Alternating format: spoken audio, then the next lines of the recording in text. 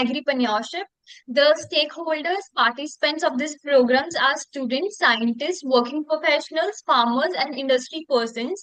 So, in this program, we will discuss in detail of each topics: drone technology, agriboards, hydroponics and polyhouse technology, rooftop farming and microgreens, saffron farming and pearl culture technology, biofloc fish farming and technology, poultry and piggery training, dry flood technology, mushroom production, SAS technology, and block technology.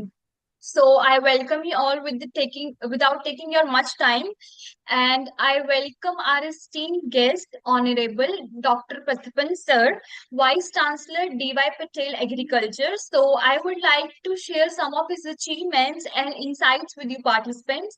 So Dr. Prathapan Sir, Vice Chancellor DY Patel Agriculture and Technical University, former professor, Kerala Agriculture University, National Horticulture Mission Director, Government of Kerala, Government of India, former Director of Agriculture, PPM Cell, Government of Kerala, Managing Director of Kerafed, Horticrop, Kerala Feeds, Meat Products of India Limited. He has more than 4 decades of experience in research, teaching, administration, and management within India and abroad. He graduated and post-graduated from Tamil Nadu Agriculture University and doctorate from Kerala Agriculture University with fellowship of ICR Junior and Senior Research Fellowship. And he has done diploma in business administration from Pondicherry Central University, and he has also served as visiting faculty examiner for PG and PhD students at TNAU, MG University, GK, VK. He has got international and training exposures in Taiwan Agriculture Research Institute, France, the Netherlands, BioFact, Germany, Switzerland. He had peer reviewed for various national and international scientific journals. He has participated in more than 50 international conferences and presented papers. And he has also served as principal investigator of projects of ICA, Government of India, Government of Kerala, DST, PPIC, Canada, NABARD, NHM Extra. And he has also served as advisory member of Endosulfan Group meeting of Government of India representing Government of Kerala, and he is expert member nominated by Government of Kerala to the National Policy on Rubber in the Ministry of Commerce, Government of India. So he has been He has been awarded as best teacher, academician, scientist, administrator, reviewer excellence award, IEEE award, etc. And he has guided more than 20 MSc and PhD scholars and served as advisory member for more than 20 research scholars and handled more than 750 crore worth of research and development projects in the state of Kerala. So I welcome you, sir, on the behalf of everyone. So over to you, sir. Thank you. Good evening, Madhavi, and all the listeners who are listening me. Especially Madhavi for giving such an elaborative, exhaustive introduction about me. Of course, all true and nothing fabricated. Right. So I would like to talk today on agripreneurship and its future in agribusiness management. Agripreneurship or agricultural entrepreneurship, it is one of the same, and it is integrating farming with innovations or innovative business practices to create sustainable and profitable agricultural enterprises. So, first of all, we should know what is an entrepreneur, what is an entrepreneurship. Then I should come to agricultural entrepreneurial things with appropriate examples and my lifetime experiences and examples, which I've gone through over the last 4 decades. Starting from 1988, I started my career as a scientist, as a teacher, as an administrator, and at last as a vice chancellor of the state private university, first state private university in agriculture and technology. Because we all have agricultural universities under government of concerned states as state agricultural university. And this is the first state private agricultural university in India. And I'm very happy that I'm the founding vice chancellor of that university. Right. So let me first explain what is entrepreneurship. Entrepreneurship involves the process of starting and running a new business, typically involving innovation or an existing business or a family business, which has lot of risk taking, and it is essential in the pursuit of profit. It is a key driver of economic growth and has several important other phases also. You know, any entrepreneurial program or any entrepreneurship, it should have an innovation, it should have risk management, resource allocation, market identification, growth and scalability, adaptability, leadership and vision, economic impact, social entrepreneurship, as well as social perspective. See, these 10 points are there for any entrepreneurial program or any entrepreneurship should have. In that, innovation and societal impact on a global perspective, economic growth. It is in nutshell about any entrepreneurship. Why I said innovation? You know, entrepreneur entrepreneur often introduce new products, services, or processes that can transform markets and industries. Innovation lead can improve the efficiency, finding out new markets, and competitive advantages. These are the innovations, few points which I quote as the innovation techniques. And the second point is risk management. Any entrepreneurial program, any entrepreneur should have risk bearing capacity or risk taking capacity, should have good risk managing capacity. Because starting a new business, it involves significant risk. Any business has its own risk. We should take that risk bearing capacity. We should have that risk bearing capacity, and we should have a trained risk management style in our functioning. And while doing a business, there is a lot of finance involved. So there is a risk of finance, risk of market, because market is deciding factor. Any business, whatever it may be, whether it is agriculture produce or it is industrial produce or it is innovative software produce, whatever it may be, risk bearing is there and risk management must be there. And any successful entrepreneur must be skilled in identifying, assessing, and managing these risks. Unless otherwise, an entrepreneur is having a skill to identify, assess, and manage the risk factor, he cannot succeed, he cannot move forward. So risk management or risk bearing capacity or that skill must be there for any good entrepreneur. Then third one is the resource allocation. Because resources, whether it is natural resources or it is money or it is material or it is HR, any resource, entrepreneur must effectively allocate his resources, including capital, labor, technology, to maximize the chances of success. Unless otherwise, if properly the resources are allocated, one cannot succeed as a good entrepreneur. Number 4, market identification. Any business, your product should be marketed. So you should identify and target the right market. That is very, very important in any entrepreneurial program. That is very crucial. This involves understanding customer needs, what the customer actually needed or what their needs, capital trends or the market trends, then competitive dynamics of any market to create a compelling value proposition. That is very important. Market identification is the main thing next to resource allocation as far as any entrepreneurial program is concerned. The growth and scalability. Growth and scalability are the successive products of your entrepreneurial program. Once you are appropriately allocating your resources, then you are studying your market or market analytics you are making, then automatically the growth and scalability, one should aim to grow their business by scaling operations, entering new markets, expanding new products. And then another thing is achieving long-term success and profitability. That is also very important. See, growth and scalability must be a sustainable one. It should not be a short-term one. It should be a long-term one. And the next point, that is the sixth point, is adaptability.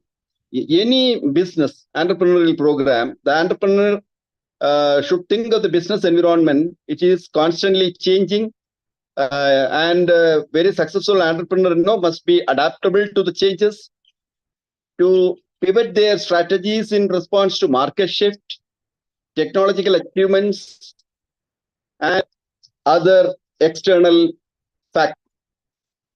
Leadership and vision. The seventh point is leadership and vision. That is, entrepreneurs must possess the strong leadership. They should possess very, very strong leadership skill to inspire and guide their teams.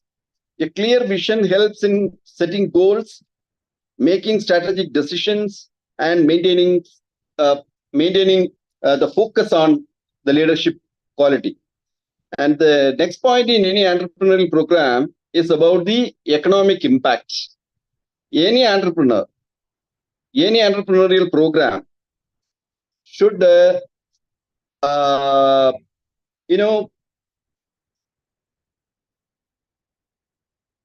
think about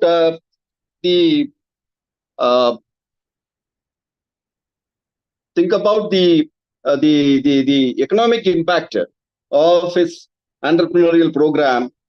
Unless otherwise you think about this economic program, any kind of innovation or any kind of job creation will help. It can lead to increased productivity, improved standards of living, and greater economic dynamism. And the ninth point, as far as any entrepreneurial program, is that the societal impact. Whatever you are doing in business, in your entrepreneurship, the branch of entrepreneurial program should focus on creating social value. That is very important. Not only the financial profit, it should also have some societal impact. The social entrepreneurs address societal changes through innovative solutions that can lead to positive societal change. And the last point, as far as an entrepreneur is concerned, is about the global perspective.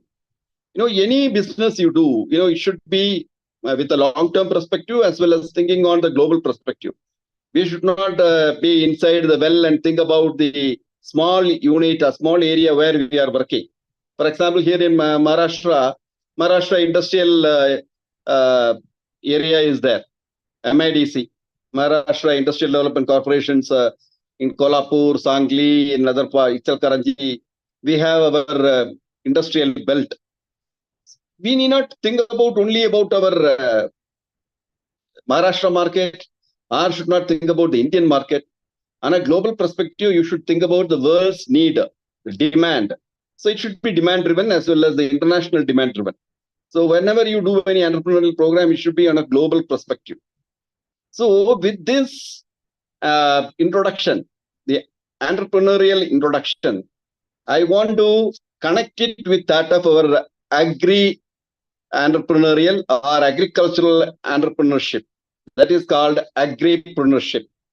It's a new term, integration of farming with innovative business practices to create sustainable and profitable agricultural enterprises.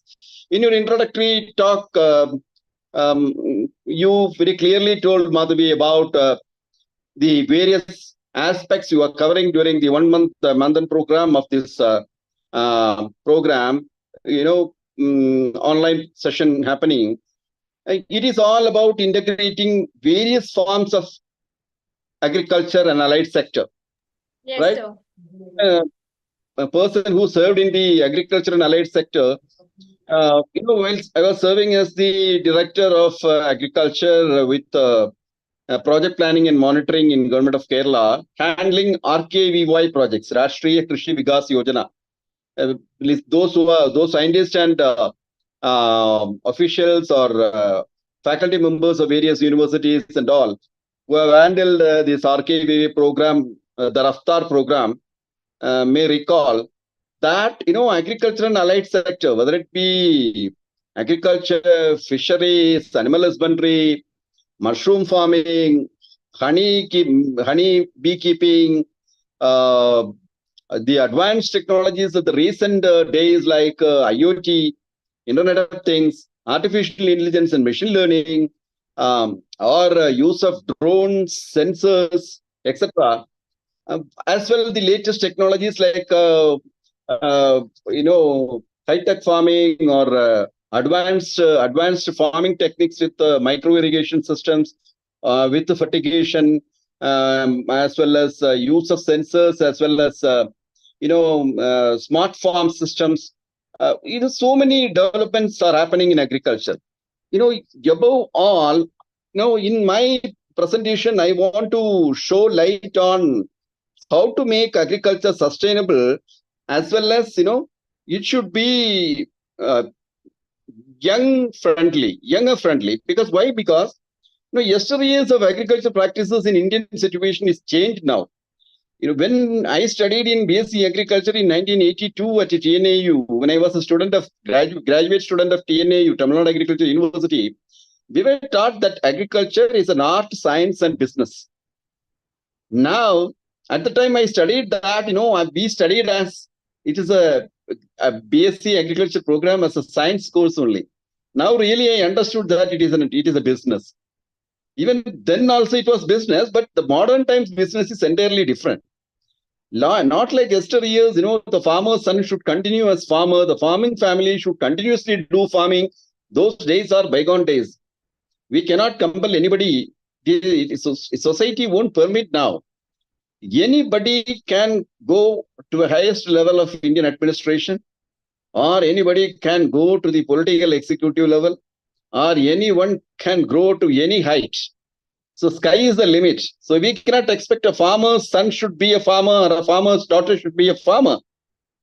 No way, we cannot compel anyone. So now we should make farming more attractive, farming more technology enriched, farming more market oriented, farming more remunerative, farming more sustainable, and farming more youth enterprising one.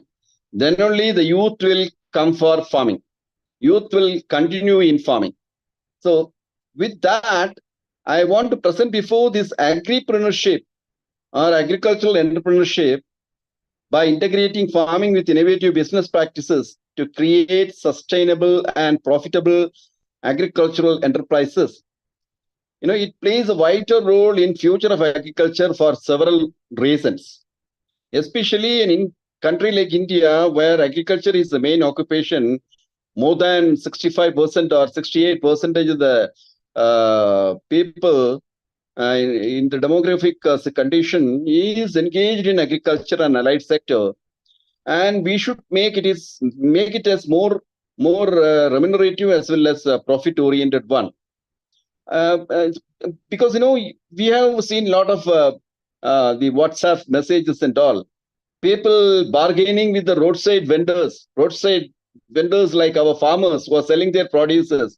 Now, I'm talking this to you all from a small town called Kolhapur in the southwestern Maharashtra, wherein I could see a lot of farmers and farm women selling leafy vegetables like methi, parsley, celery, and other kinds of foliage vegetables, green foliage, green leafy vegetables on the roadside, along with the fruits, the local fruits like papaya, guava, and all, and English vegetables like broccoli and cauliflower on the roadside.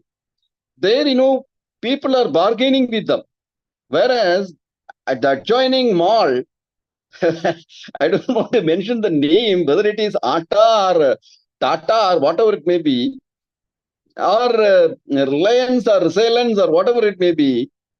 There, people are purchasing whatever they don't want and dumping it in the pulling cart, paying the entire money, whatever comes up at the long bill. At the end, with thousands of rupees, without anything, even not even checking the bill. They simply swipe or will pay through phone pay or through their card, credit card or debit card, and take away all the unwanted things. No, nobody bargains there. Nobody even check it up. No, need not bargain. They are not even checking, including me. I many times used to think about as well as share it with my wife while going for purchasing these materials from these kind of malls. And um, from since long I have decided not to bargain on the wayside where the farm women are selling. I just pay even extra. You won't believe. We even pay little extra. If they ask 30 rupees, I pay 50 rupees and take the material because it is one time consumable thing, leafy vegetable, methi. So it is a healthy one. So by paying 20 rupees extra doesn't make any sense. But for them, it is a great thing for those farm women who is selling these produces on the roadside. Whereas the unwanted things like different colored bottled waters, carbonated waters, and all, it is actually causing ill health, right? And we should think about our health also because the days ahead are very high, highly competitive, and those who are having health is the wealthiest person. Wealth is not going to support you anymore. And while think about this, I want to mention 2 points here. When you are thinking about yourself alone, it end up with the illness. And when you think about we ends with wellness, right? So our thinking also should be a little broader and make the agricultural as well as farming operations little more remunerative to our farming communities. For that only, I just switch over to my personal experience on purchasing of unwanted materials as well as purchasing of essential materials. And here I would like to mention that any agripreneurial program, any agripreneurship, or any agri entrepreneur should think about his agri-business management, a sustainable one. How? Agripreneurs often focus on sustainable farming practices, similarly, which are crucial for long-term environmental health as well as food security. The 3 months back, I have been awarded with the Dr. M.S. Swaminathan award for my lifetime achievement over the last 40 years in agriculture and allied sector in teaching, research, and extension. There, it is clearly mentioned that because Dr. M.S. Swaminathan is my mentor, he used to tell about sustainable agriculture as well as the food security and the nutritional security. So here I would like to emphasize on that point also. We were in 60s, we were expecting the ships to come to our port. That the concept was from ship to mouth, and now it has changed from ship to mouth to export-oriented production system. And now we are highly secured as far as the food production is concerned. Now we should think about the quality as well as the nutritional security. So whenever an agripreneurial program is thought of, we must think about the environment as well as the nutritional security of our nation, of our generation and the next generation to come up. And this includes, organic farming, precision agriculture, and regenerative agriculture. So here, I would like to add one point that nowadays this organic farming is gaining more momentum. I am not totally positive with that attitude that the organic farming is it is recommended wherever the high value crops or wherever organic use of organics alone should be done. In such cases, we can recommend organic farming on a sustainable basis. Otherwise, what will happen? What we learned, what we were taught, and what we taught to our students is that about the integrated farming system, integrated nutrient management, and integrated pest and disease management will go into futile. And integration of all, when we were thinking about the integration, there was use of organics also. For example, I quote the rice cultivation.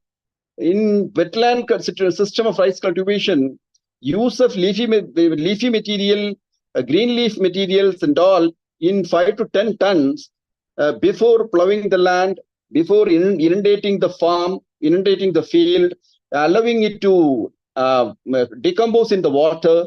This leafy matter is added into the soil. That is called organics.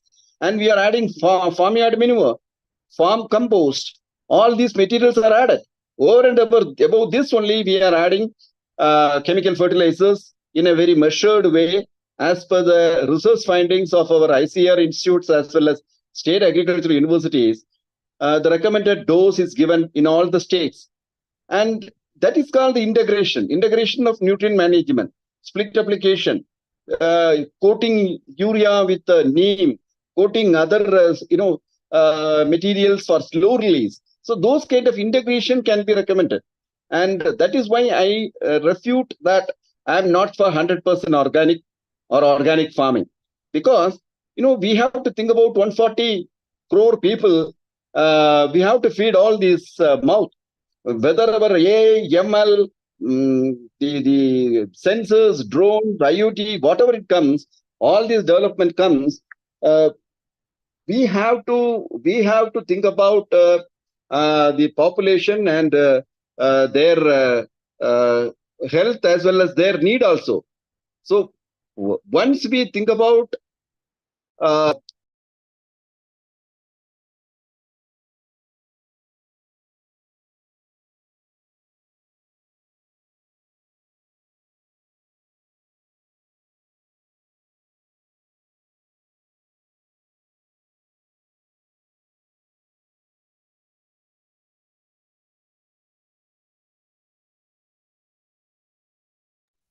Okay, so I guess there is some internet connection problem with the sir.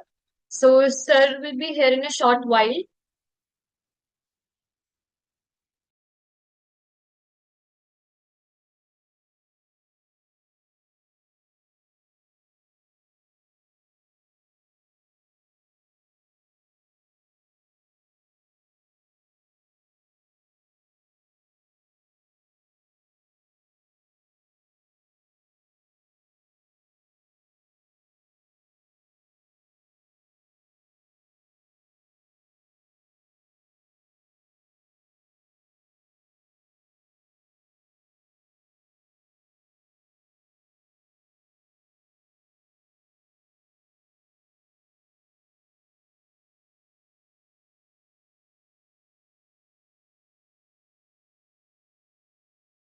So you're not audible.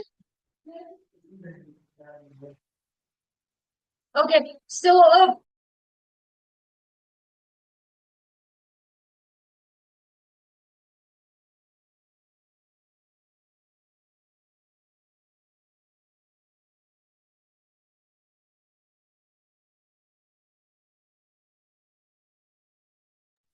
we have done from our side. You can unmute yourself. yeah, now it is. Yeah, Yeah. now you're So, audible, sir.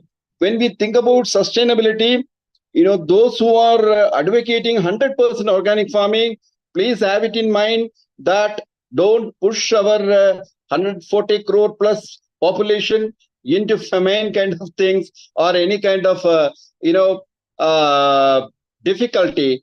I am not totally against organic farming. I am for it, but I am not fully for organic alone.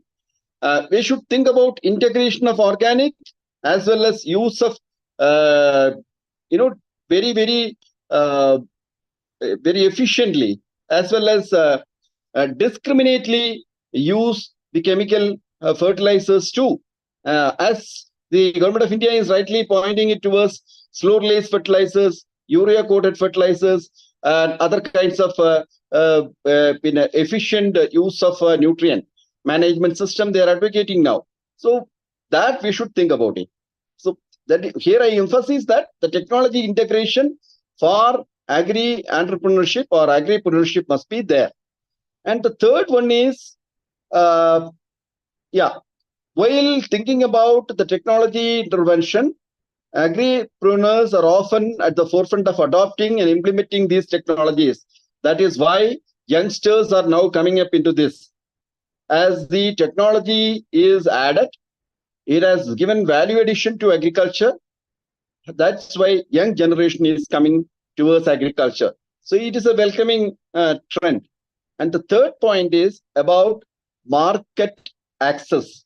Now, agripreneur, whenever jump into this concept of uh, business, making agriculture as a business, we should always think about an improved market access for the farmers by creating value chains that connect producers directly with consumers, reducing the role of intermediaries and increasing the profitability.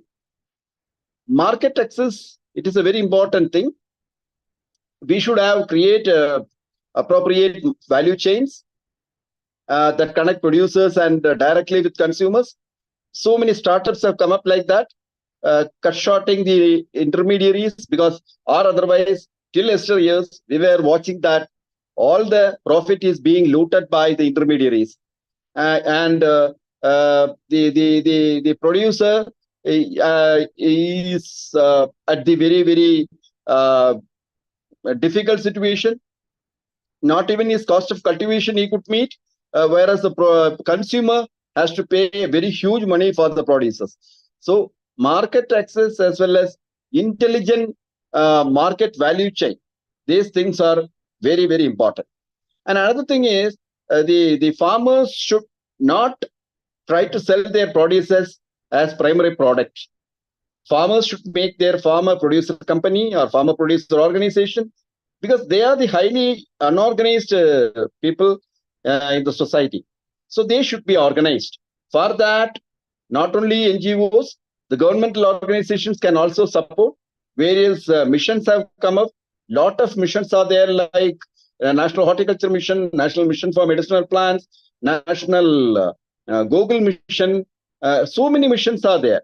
So those missions can also come up to develop the farmer producer companies or farmer producer organizations, as well as support the startups by youngsters in local area, whereby value addition of the producers. For example, I'm speaking it from Kolhapur. Here, the main crop is sugarcane. Certainly, the value addition must be there. And in my university, my food technology students are trying to bring out a tetra pack of sugarcane juice,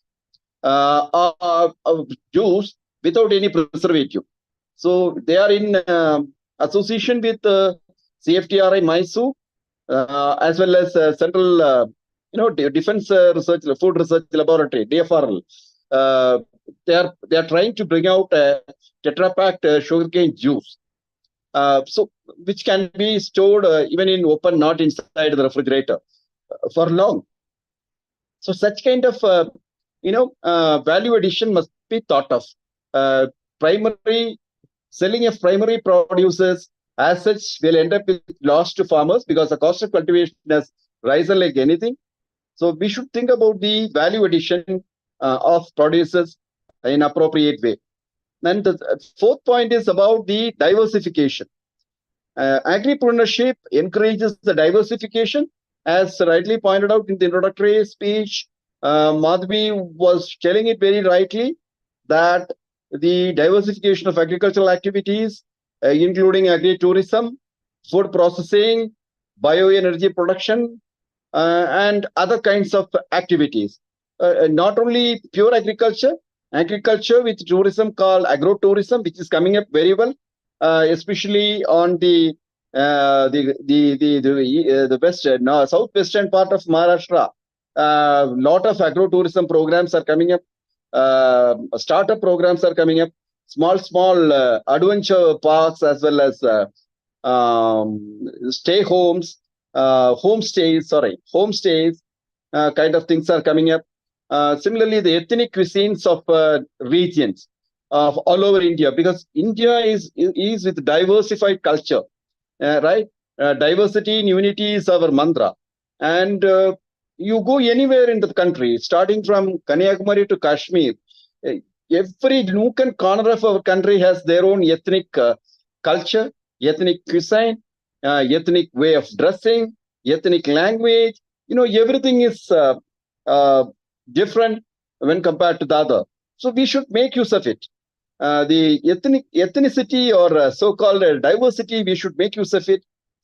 We should make use of those strength of the local regions and diversify our agriculture and allied sector. And the fifth one is about youth engagement. By making agriculture more appealing through innovation and technology, agripreneurship can attract younger generations to the agriculture sector. That is very important, and it is required at the point of time. Addressing the issue of an aging farmer population. That is the second very important thing. Their health, medical and health claims should be properly addressed. Their health should be properly addressed, like the Western world. Those who have toiled in the soil for feeding all of us throughout their life, in their life period they served there for feeding us, they should be properly taken care of. The youth as well as the older generation, aged generation who served for the nation has to be taken care of. Then only the agriculture and agribusiness will go forward. And the sixth point is about the resilience. We are at the point of the climate resilience as well as other market fluctuations and other uncertainties in agriculture. We all studied that agriculture is gambling with monsoon. A lot of vagaries are there in agricultural operation. So it's really a changing time. Change in climate has made lot of issues in our society. Rise in temperature, rise in water level, the changes in monsoon rains, changes in monsoon pattern, changes in rain distribution style. So many things have taken up. So agripreneurs are often more adaptable to changes and can better manage risk associated with all these kind of changes like climate, market fluctuation, and other uncertainties which are common in agriculture sector. So that should be very, very critically and elaborately thought of while thinking about agripreneurship. Then the seventh one is about economic growth. In any entrepreneurial program, any entrepreneurship, the economic growth as well as the societal impact, they are very, very important. Agripreneurship can stimulate the rural economies by creating jobs and promoting economic development, leading to improved livelihood in agriculture communities. How? As I said, by organizing this unorganized set of people into farmer producer company or farmer producer organization, the SHGs or SHGs of women or SHGs of men, such kind of small holding groups should be made, and they must be federated together at the block level, and they should be further federated at the district level and state level. Thereby, they can be organized and their produces can be properly value added, properly linked with appropriate supply chain management, logistic support, credit support from the banking institution, and technological support from ICAR as well as state agricultural universities and KVKs and NGOs. So all these kind of the technology support as well as the financial support and market support should be provided to the farming community, thereby cutting short the intermediaries or middlemen who are normally playing in the production line from production side to the consumer or from the farm to fork. Those kind of things are to be taken into account. And I am very happy that all the state governments as well as the government of India are in line with these kind of things, thinking in mind about making more agripreneurship programs, supporting through various yojanas for reducing the market risk, reducing the the resource losses, supporting the innovation, supporting the market intelligence, supporting the market growth, as well as the adaptability of the various changes happening in the national as well as international level, and imbibing good leadership quality to our entrepreneurs, and making tremendous change in the societal entity for economic growth as well as on a long-term global perspective. The agripreneurial programs are building up now. Youngsters are coming up. Along with that, the governments and the policymakers should think about supporting the aging farmers also, because by improving the health situation as well as improving the nutritional security of food, the aging population is increasing in India, as well the younger population. If it is not the not only agripreneurship, any entrepreneurial program which is not viable, sustainable, and economically feasible and remunerative, the young generation will not stick to the nation. They will try to move out of the country for better perspectives as well as better income as well as better life conditions. So it is a governmental duty. Hope they are doing it at the right thing. As the global population continues to grow, the demand for food, I mentioned earlier, will increase, and the agripreneurship will be essential in meeting this demand sustainably and efficiently by leveraging innovation, technology, and sustainable practices.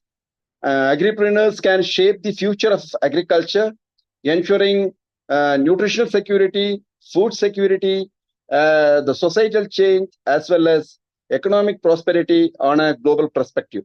So this is in a nutshell about the agripreneurship and its future in India, and various startup programs as well as various innovative ideas and agripreneurial programs which are coming up all over the country. Whether it is a agripreneurship program or a startup program, many startup programs have become viable and sustainable in agriculture and allied sector.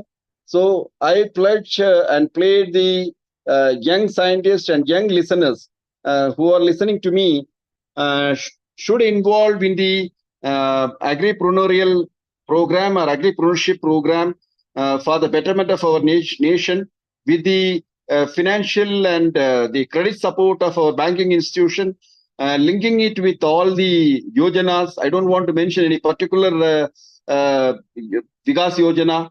So many agricultural allied sector Vikas Yojanas are, formulated by Government of India under the Ministry of Agriculture and Farmers Welfare, Ministry of Food Processing Industry, and Ministry of Commerce and Management.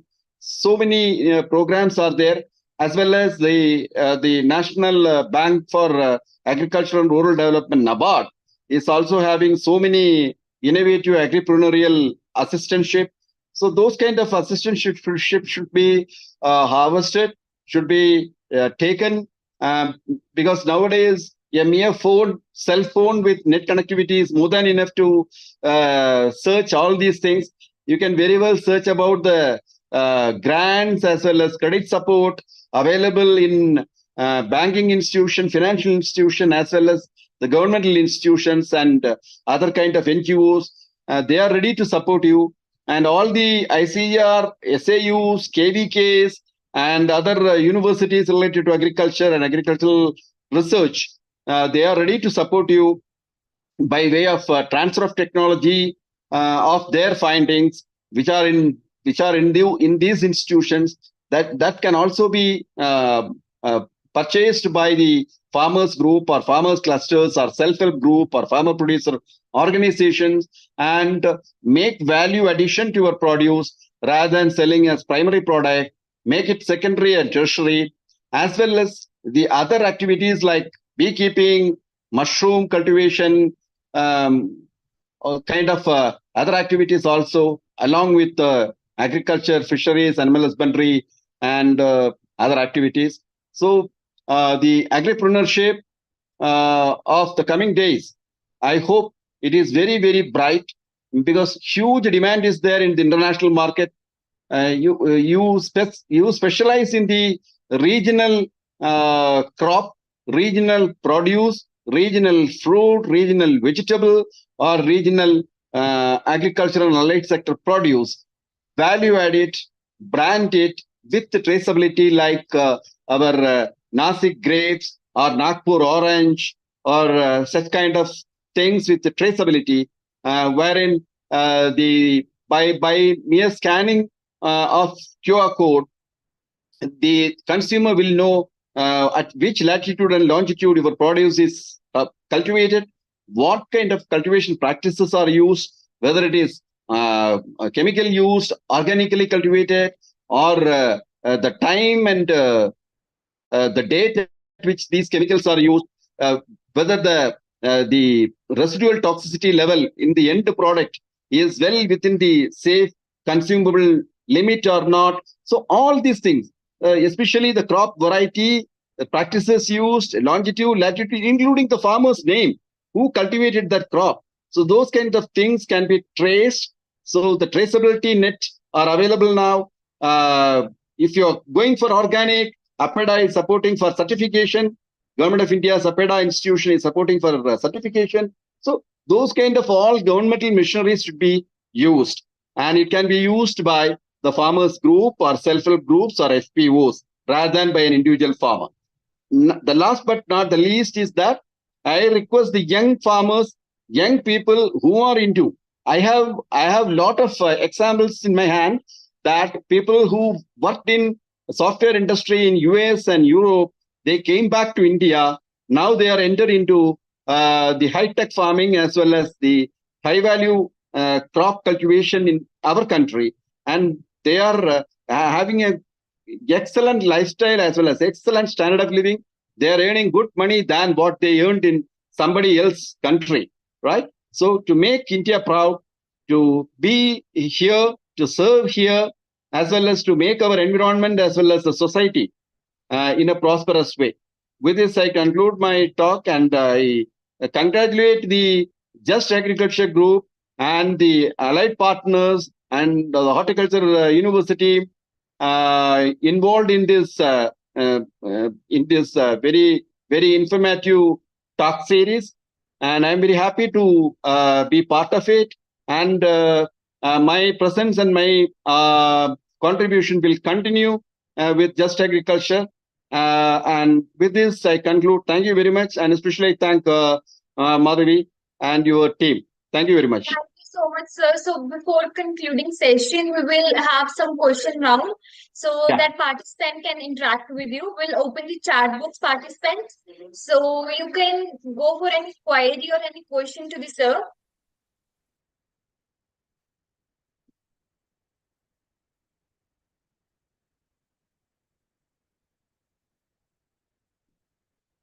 Still 8 more minutes are there. Yeah. If anyone So have any question, please ask me or put yeah. it in the chat box. I will answer. I will be very happy to answer through the chat box also. Or kindly spare my address and phone number. If anyone want to ask any kind of clarification, Sure, sir, you sure. will contact me through my WhatsApp, the same number where WhatsApp is also there. Sure, so we'll circulate Yeah, among the groups. uh, So yeah, if they want to interact with you, they can that's all. contact you. Uh, somebody asked about, sir, as you said, go for slow release chemicals. But sir, these chemicals are more persistent in our environment than how it can be suggested as alternatives. Yeah, the simple answer is I was concentrating on integrated farming. In that, slow release chemicals, chemical fertilizers, not chemicals, chemical fertilizers are recommended. And there are studies and scientific studies done by ICAR and SAUs that uh, the fertilizers which are recommended as the package of practices will not persist in the end product if it is properly handled as well as properly used in time at the exact stage of growth. If you are using in a inappropriate time, inappropriate dose, and indiscriminately, may end up with polluting the environment as well as affecting our health. I can see in the comments they are writing amazing life today session, sir. Yeah. Yes. Mhm. Thank you very much. Thank you very much for Nice that comment. question, sir. Yeah. Thank Like they you, are all Vinayak. appreciating you, sir. Like they are taking so much interest. I can see. Oh, good, good, good. Let me see if any question require how to start hydroponic startup. Hydroponic. Yeah. Um, I don't know from where you are talking to me. Kindly approach the your block level agriculture as well as the fisheries officer. They will support you. A lot of government funding, government grants are available. You can make use of those funding in agriculture for hydroponics as well as fisheries or in agriculture together for aquaponics also. And market identification. Uh, See, you have to do a market intelligence study or market study. Sakshi Sharma, you have to do proper market study by market intelligence.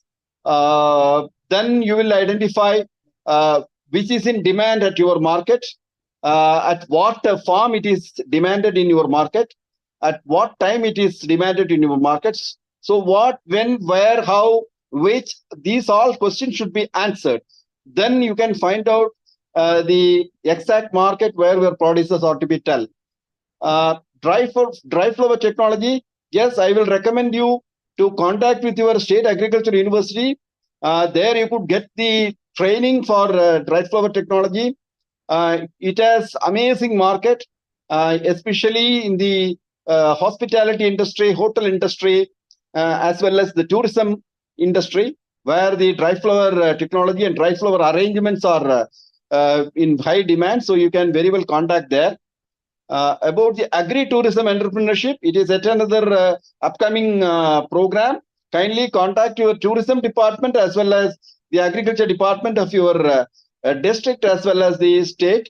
They will be certainly supporting you. As well, kindly go through your through with your mobile. Go through the agriculture and agricultural ministry and farmers welfare ministry in government of India as well as tourism ministry.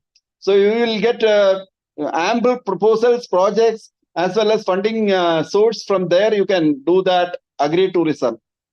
Which sector is more profitable for agri-business? Any ethnic product which is value added will have a profitable agri-business. And you should, first of all, you should do a market survey. Market analysis must be properly done. The questions I told earlier, which, when, how, where, what, so that should be answered properly. Accordingly, make your produce and push it towards the market, which will fetch you a good agri-business startup. Yeah, my contact details, you can ask the Just Agriculture. They will give you my mobile number, my Sure. email ID. Yeah, kindly give my email ID as well as mobile number. Thank you very much, Geeta Sri. Then, yeah, Vinayak Ubatia from Dharwad. Yes, thank you for patient listening. Hope I have answered to most of the questions. What your what's your take on decreasing oxygen level in ocean? Yes, I'm not an ocean scientist, but still I could say that uh, try throwing of plastic covers and bottles in water bodies. At least you do that at your level. So let us do together so that the pollutant in the ocean can be reduced, whereby the oxygen BOD level in water can be properly maintained. Uh, yes, give some more information about mushroom cultivation and marketing. Certainly, I'll be doing it in the next session. For sure, sir. Yeah, you can very well approach your district or block level agriculture officer or your agriculture college nearby, because I am heading a KVK here as well as an agriculture college also under our in our group, where we give training for mushroom cultivation, honey beekeeping, value addition in fruits and vegetables, pickle making, jam squash, jelly making to women. So those kind of trainings are going on here. How will nano fertilizers will be useful in nutrient scenario? Yes, of course, it is a coming up science. It is already proven that nano fertilizers are very useful as far as agriculture production system is concerned. Kindly approach your agricultural department people. They will help you. There are a lot of funding from Government of India. How to reduce chemical residue? Yes, I said sensibly use, properly use, appropriately use at proper time, at proper dose, at proper place also. Automatically, it will reduce the chemical residue at the end product. Uh, yeah. So few more questions are there. Especially many questions are thanking about the session. Yeah. You should thank the Just Agriculture group as well, because they only No, gave this sir, all platform to thanks discuss. to you Yeah. and to your contribution, you deliver lectures so insightful and thought-provoking that participants are taking interest and they are questioning you. Yes.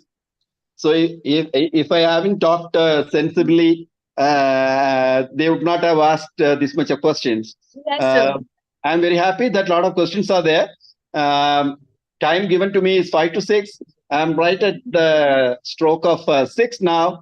So I would like to conclude. Thank you very much once again to all So who much, listened sir. to me. On behalf of everyone, thank you. Thank you, big thank you, sir. Thank you very much. Thank you, Madhavi. Yes. Shall I leave? Yes, sis, you want to join, you can. Okay. Like, Okay. Thank you. Thank you. I have another appointment, so I have to okay, move okay, towards that. sir. Thank you, Madhavi. Okay, Great sir. evening. Bye. Thank you, sir. So your next host will be here, Shikha. She'll be joining you very soon and welcoming our next esteemed guest, Dr. Manpreet Singh. So over to you, Shikha.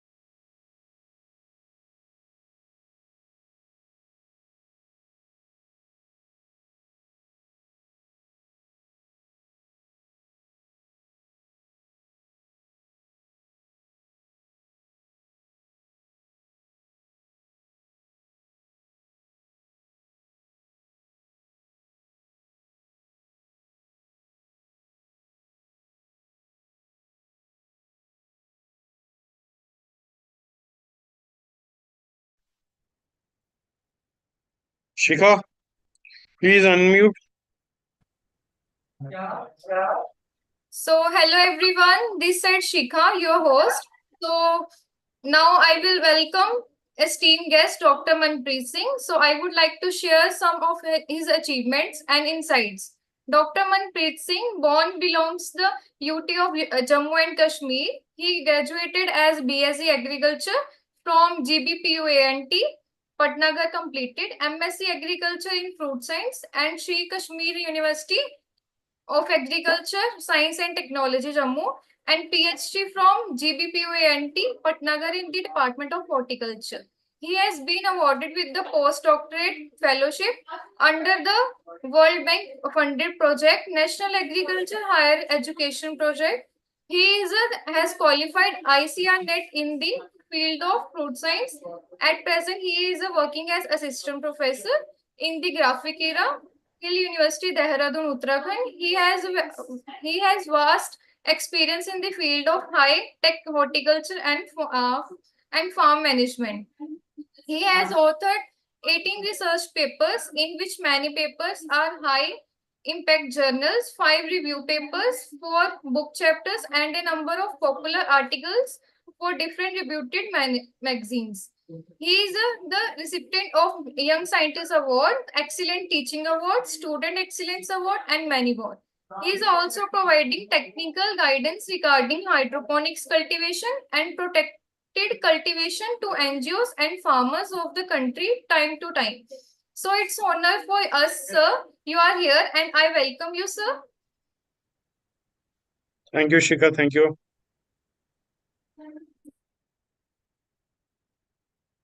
So, a warm good evening to all of the participants.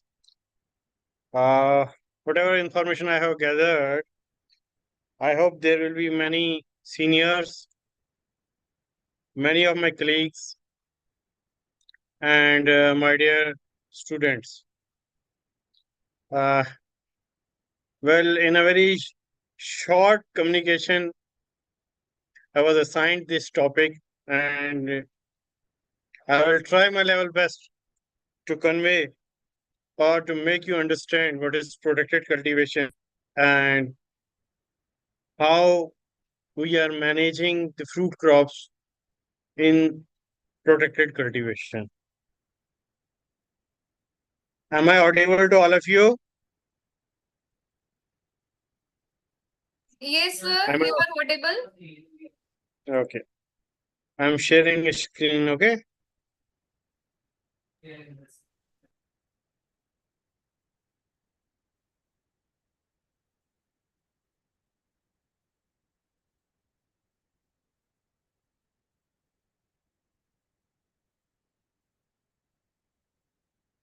Shikha, Yes, is my sir. screen visible?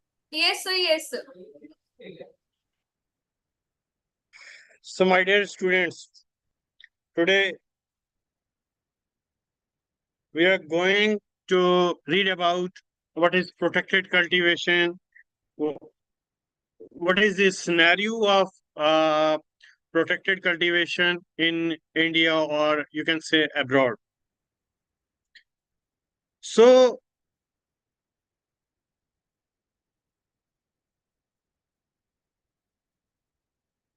what led to the protected cultivation? What is the scenario of today regarding the population dynamics, regarding the climate change, regarding the shrinking land resources? These are the big challenges nowadays. Population dynamics is increasing day by day. There is the huge hue and cry regarding this population explosion. Similarly, climatic change, many conferences, many, you can say, uh, uh, uh, many conventions are made on the climate change that this country will reduce the carbon emission to this level. US will be the leading reducer of the carbon. Likewise, India has also proposed their you can say amount that they will reduce the carbon to this level emission of carbon. Likewise, if the population is increasing day by day, they will require the land for home, for different activities, which leads to the which is leading to the shrinkage of the land resources.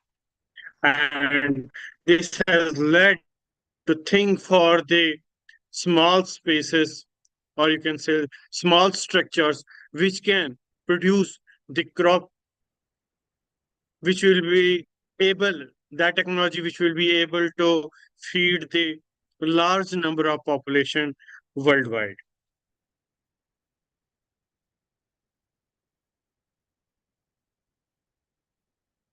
Now, why protected cultivation? Because it leads to the sustainability.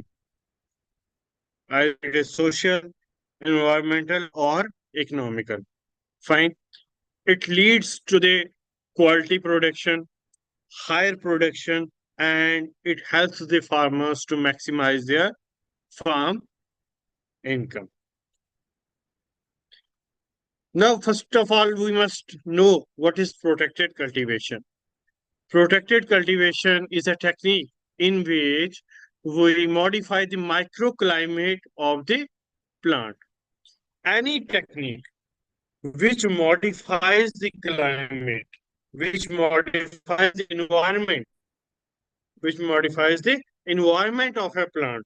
Microenvironment means the environment around the canopy of the plant and not the environment around the rhizosphere of the plant. The protected cultivation can be defined as the cropping technique where the microclimate which surrounds the plant body is controlled partially or fully as per the requirement of the plant species grown during their period of growth. I think it is a simpler definition. Greenhouse technology is the most practical way of achieving the goal of protected cultivation. So, what was the history and background for protected cultivation? Discovery and development of the polythene polymers in 1930. Earlier, the protected cultivation started from the China.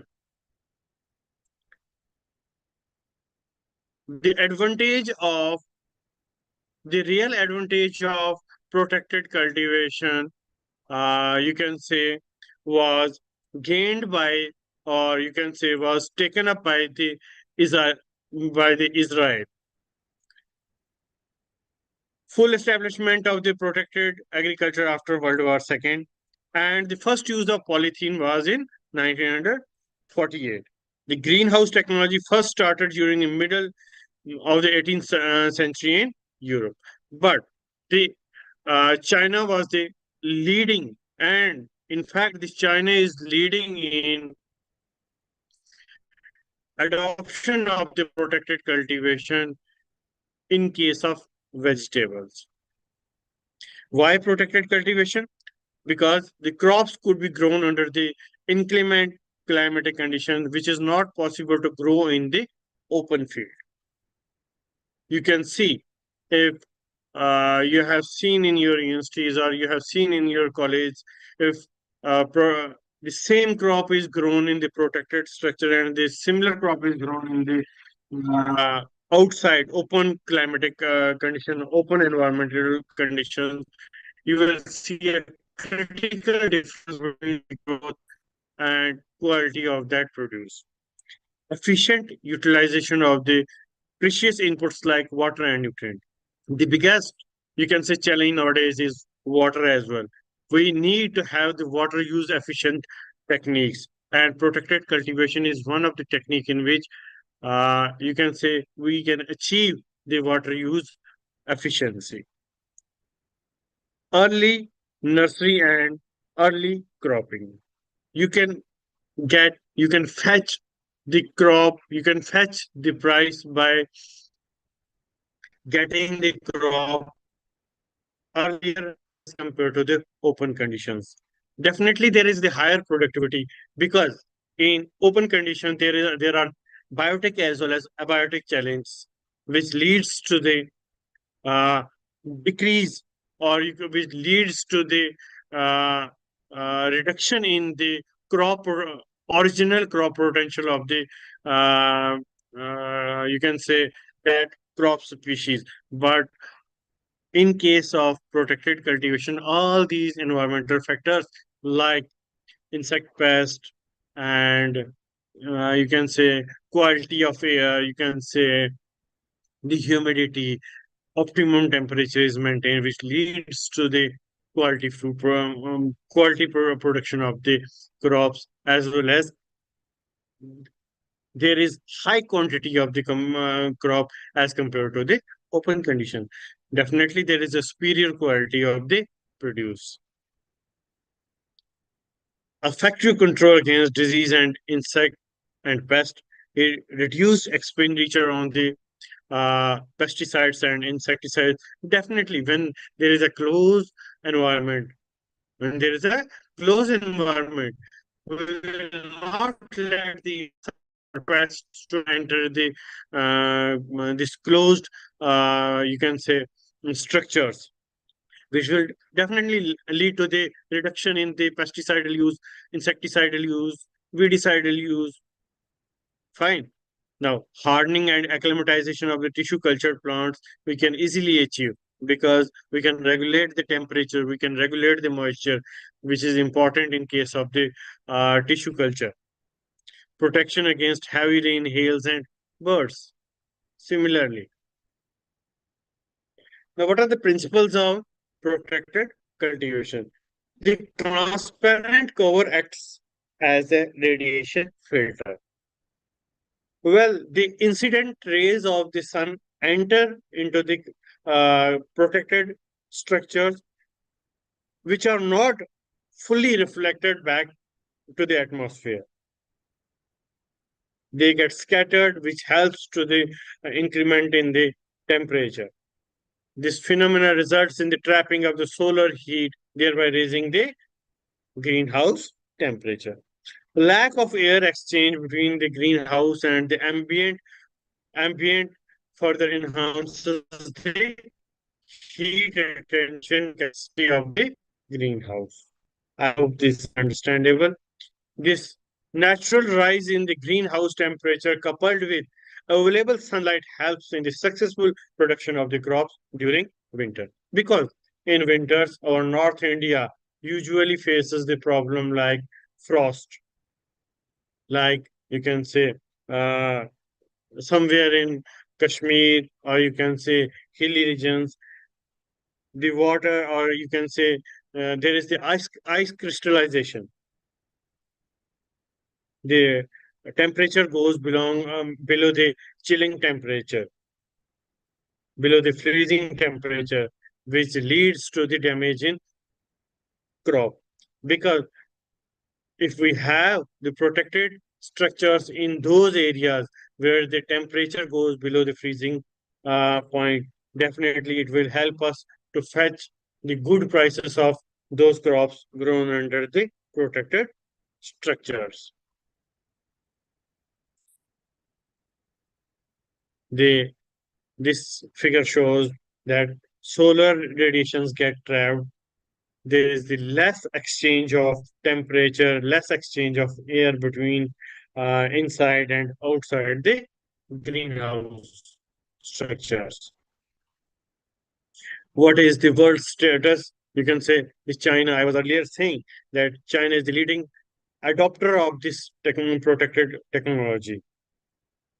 90% of the vegetable production is uh, carried out inside the protected structures in China. What is the present status of the greenhouse technology in India? Protected cultivation technology is relatively a new technology in our country. In fact, the total area cover under the protected cultivation is approx 70,000 hectares. Vast scope of expansion for greenhouse technology in India. There is definitely a vast scope. The leading state in the area of protected cultivation are Maharashtra, Karnataka, and Himachal Pradesh. Fine.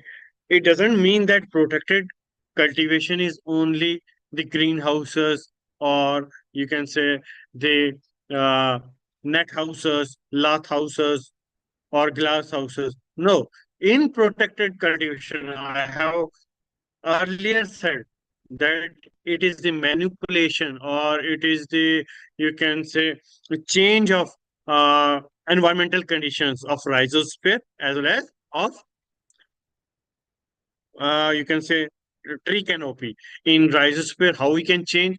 By doing the mulching, by doing the sod culturing. Fine. So these all the things: mulching, drip irrigation, these are the components: drip irrigation, sprinkler irrigations, boom irrigation. These are all the components of the protected cultivation.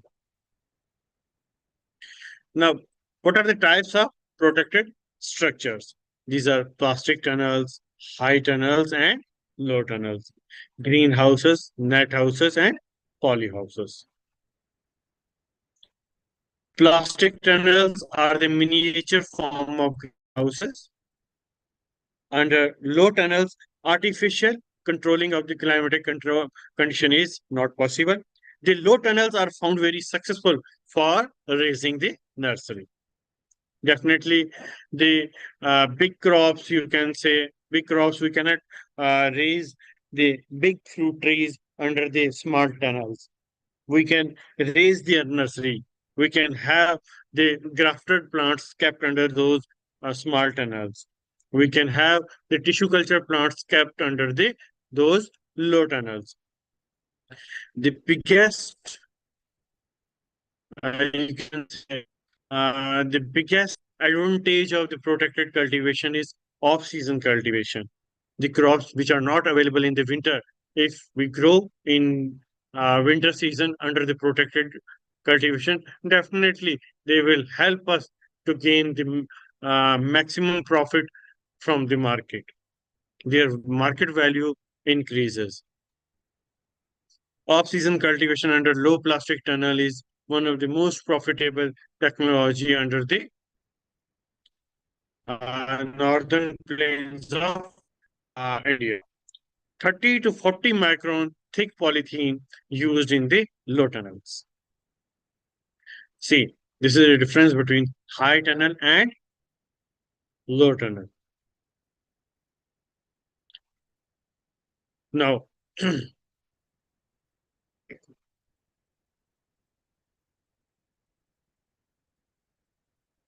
what are the net houses? In India, the light varies from 40,000 to 1,40,000 lux because light has a magnificent role in the you can say crop production, in fruit production, because without light the photosynthesis is not possible.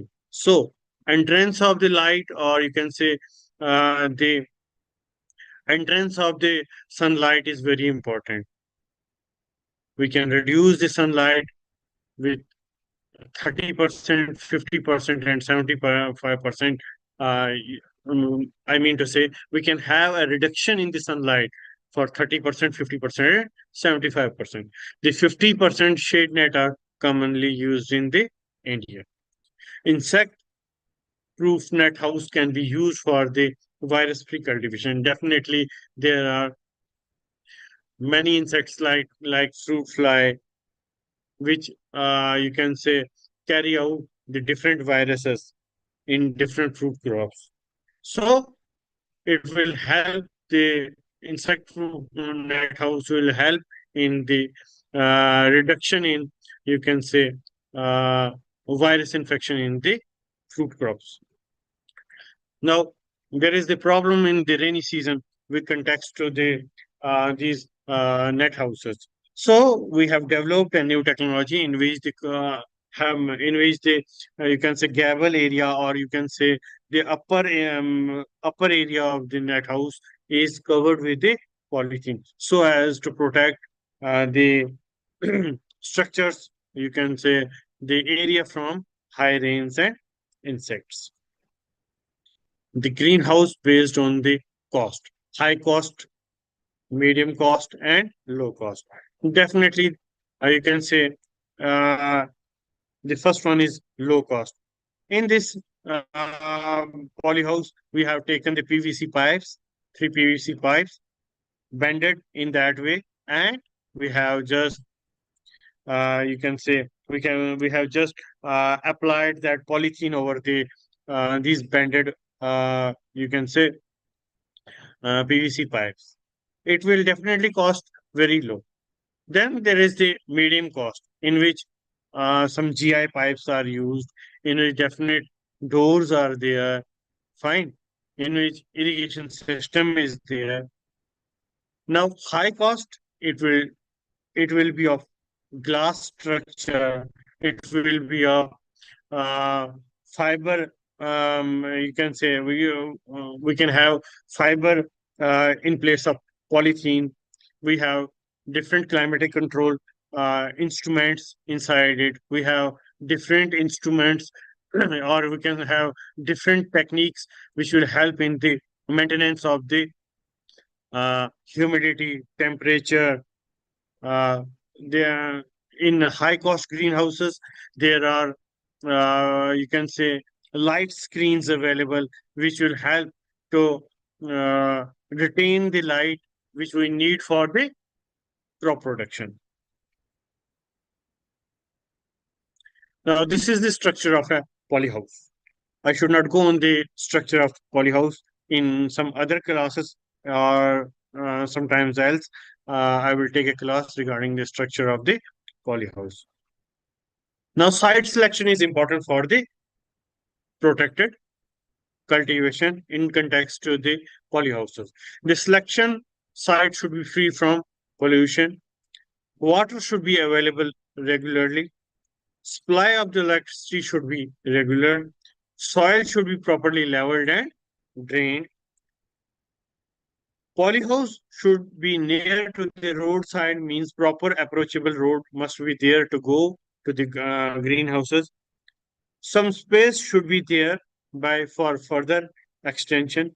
Expertise and labor should be available when required. One of the most important point is missing in this. We must have that area free from the big trees. The area or the site where we are going to uh, uh, build a polyhouse, that area should be shade free.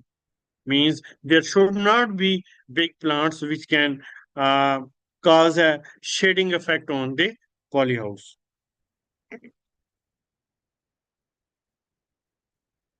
Constraints with the you can say greenhouses. There are 5 different types of environmental parameters maintained in the greenhouse. That is carbon dioxide up to 300 ppm, temperature 26 degrees centigrade to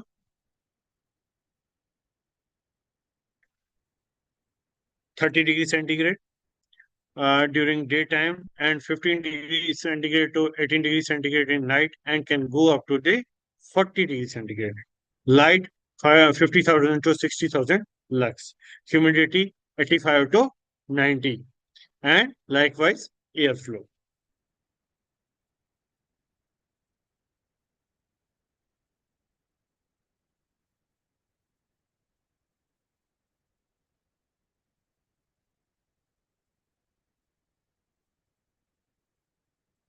Now, what are the different types of irrigation inside the polyhouses?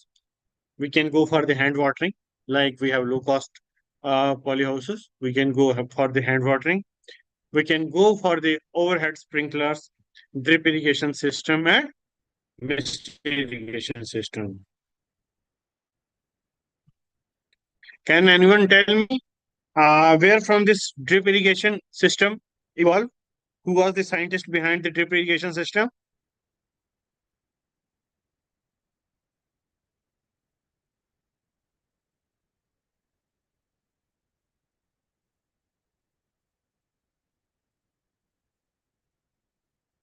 Am I audible? Am I audible? Yes, sir. You are audible. Can anyone tell me? So, the drip irrigation technology was, you can say, invented from the Israel. The scientist behind the drip irrigation system was Simcha Blaze, which is oftenly asked in your entrance examinations.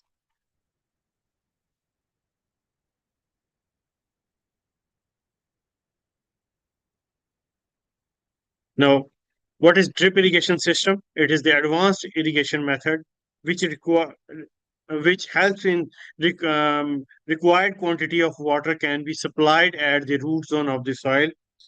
First work initiated in Israel in 1940 for suitable for greenhouse cultivation, because it is very hard, if you can say, to irrigate 5,000 meters square, or you can say to irrigate uh, the big greenhouse polyhouses at a time. It's very hard to water through manual system, through pipe system, or you can say through hand watering system. So this system is suitable for the big polyhouses and greenhouses. What are the advantages? It saves 60 to 80% of the water, reduces labor and energy cost. Weed infestation is almost negligible because the water is applied, or you can say the water is applied to the root zone near the root only. The rest of the area is kept moisture free, which helps us to get that area free from the weeds. Weed infestation is almost negligible, saves fertilizers by 50 to 60%. Likewise, the water is saved. Similarly, the fertilizer is saved. In broadcast method, we use to broadcast the fertilizers, in which only less amount of the fertilizer is you can say consumed by the plants, but most of the fertilizer gets wasted. But in case of this drip irrigation system or drip fertigation system, we have the water soluble fertilizers which are readily available to the plant. When we apply near the root zone, the similar you can say the same amount of the uh, nutrient is consumed by the plants at the very instant time. It eliminates the soil erosion because the water is applied by drop method. There is no forceful application of the water. It improves the quality and productivity of the crop. It reduces the incidence of the diseases and pests.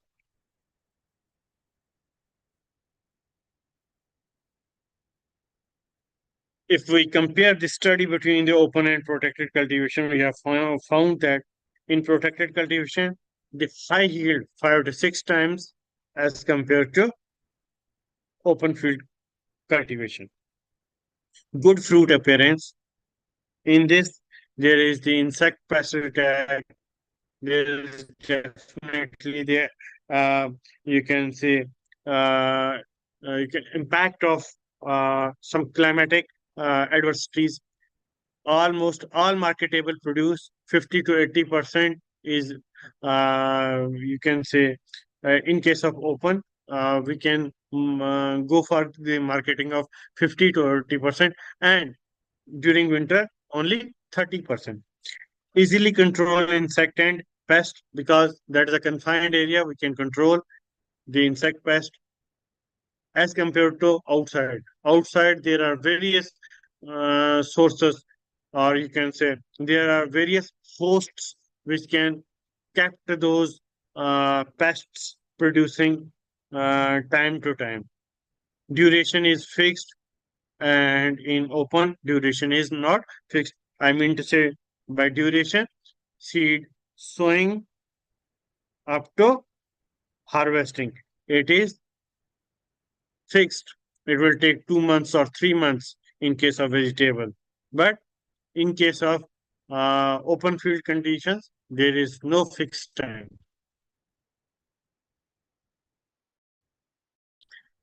Now, fruit crops grown under the protected cultivation: mango, banana, papaya, peach, strawberry, pineapple. Although in our country, we have tried for banana, papaya, peach, strawberry, and pineapple.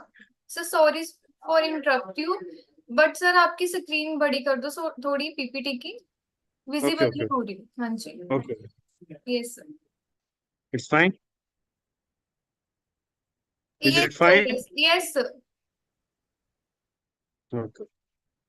In mango, the short stature varieties like Irvin and Tommy Atkin we can use for the protected cultivation. Like Amarpali, we can use for protected cultivation. Banana, Dwarf Cavendish and Grand Nane. Papaya, Pusa Nanna, Red Heaven.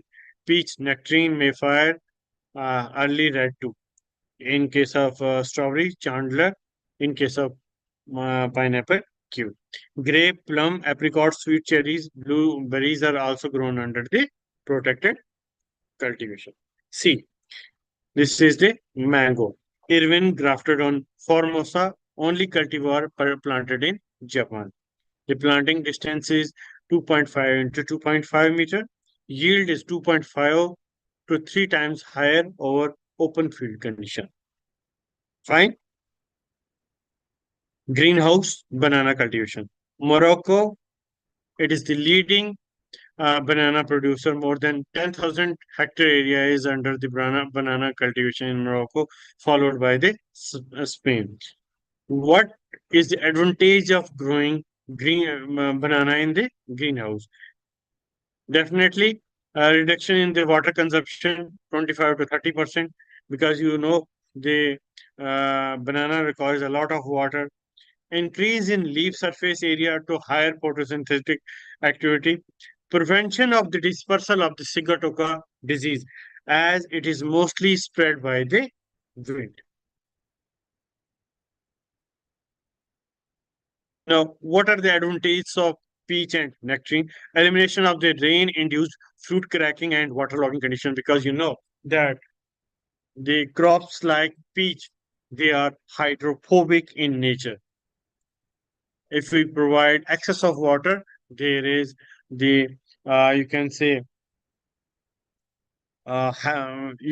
there the rhizosphere of the peach plant uh, comes under the hypoxic condition,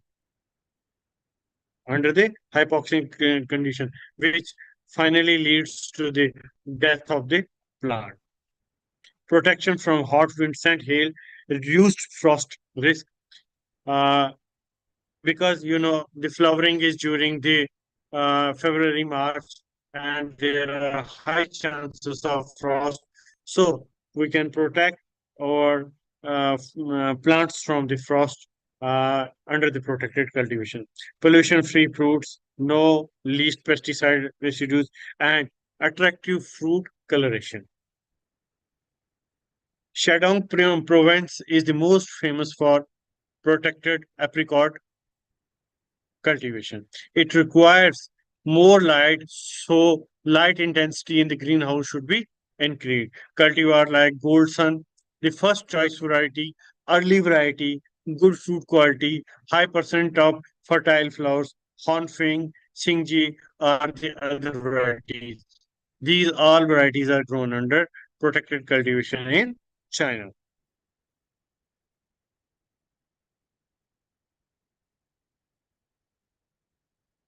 High tunnel raspberry production. Problems, what are the problems? Frequent rains during the bloom and harvest reduces the fruit quality and shelf life. Early frost can damage or destroy the late ripening cultivars. High tunnel helps in increasing yield quality. Temperature under tunnels is greatly enhanced in early spring and late autumn, thus hastening the early season production by 2 to 4 and extending the autumn period season by 6 to 8 weeks. Rotting reduced local rates. This is the view of raspberry production under the high tunnels. Glimpses of the high tunnel cherry production in Michigan, USA. Limitation of the greenhouse crop production technology, lack of know-how technology about this technology. Definitely, we need high expertized people which can work under these protected cultivations.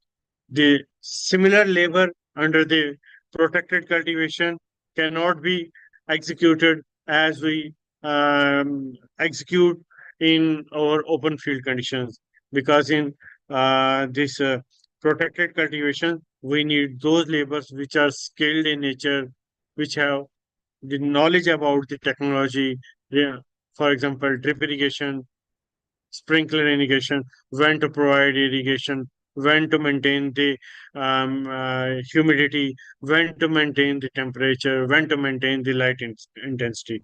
Most of the people involved in this industry are of secretive. It is a quality of we people that if we know the technology, we hesitate to pass it to the others. So this should not be like that. Different collaborating companies of ch- companies charge very high for the technical assistance and marketing. I have seen the companies which are which are having the expertise in establishment of the high density orchards. They are charging very huge amount in the states like Himachal Pradesh and Jammu Kashmir. So these are some limitations which we have to eradicate so that our farmer will get benefit out of it.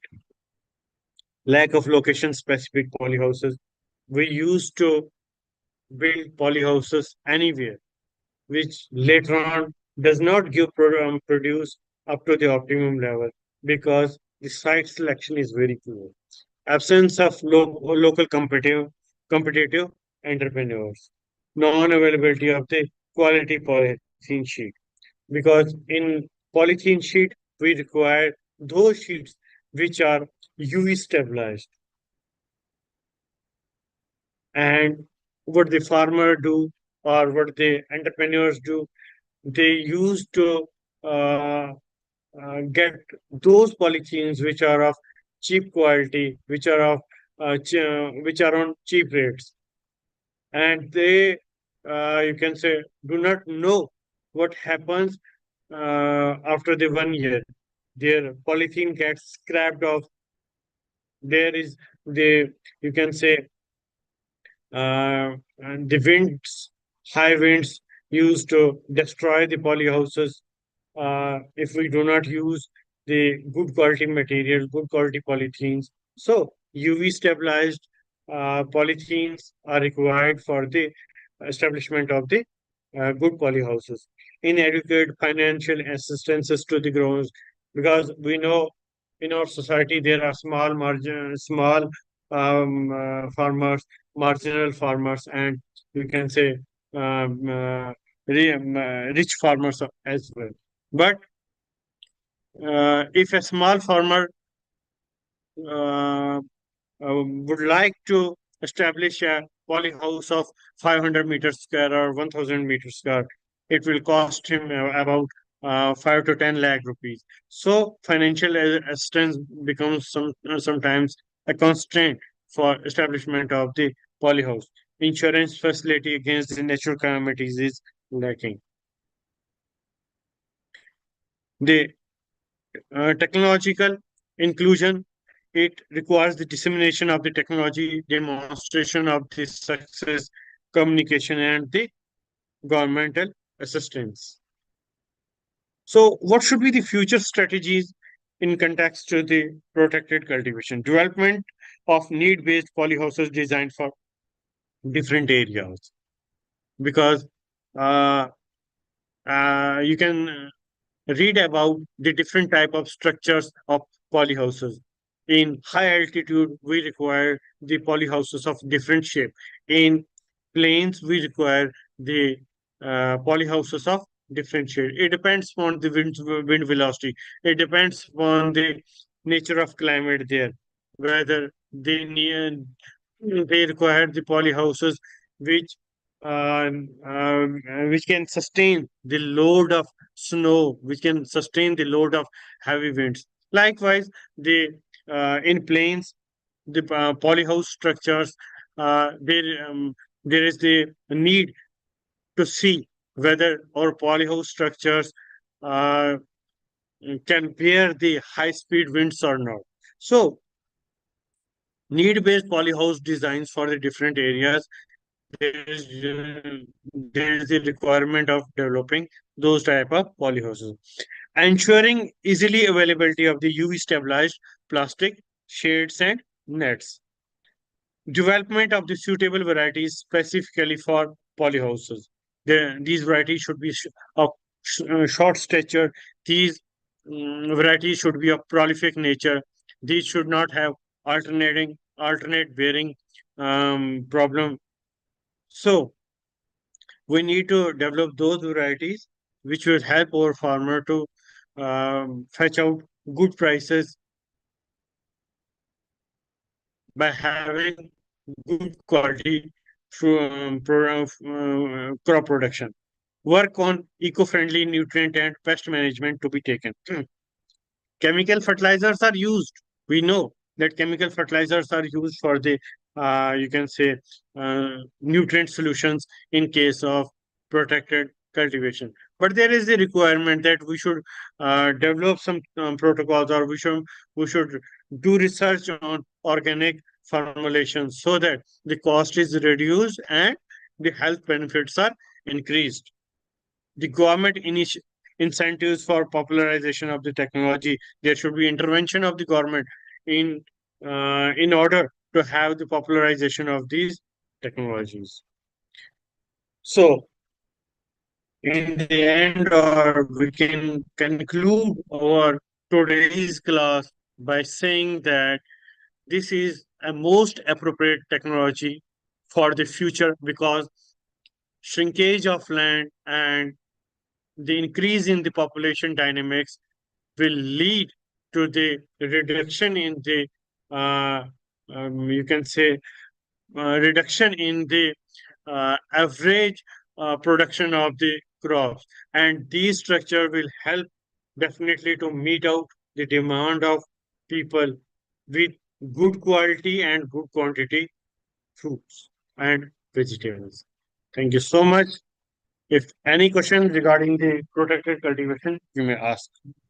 On behalf of everyone here, I want to say a big thank you, sir. Your contribution made this session extraordinary, meaningful, and memorable.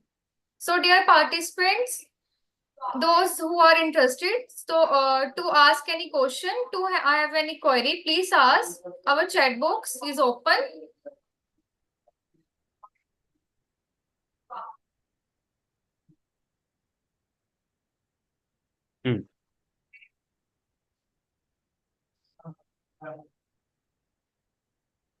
My sincere apologies.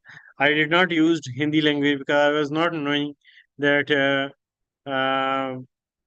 uh, we can use both the language, because there will be the participants from the south as well. They feel problem while we speak Hindi.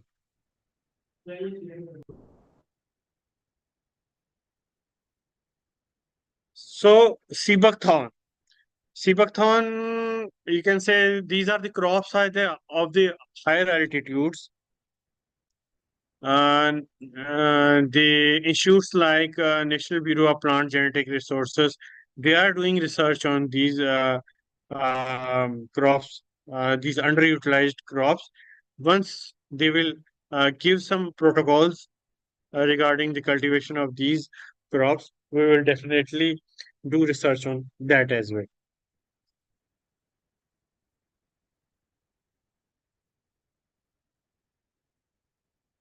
Hydrophobic system, or you can say hydroponic system. Dr. Bubbly, you have asked how we control pythium and nematode in hydrophobic system.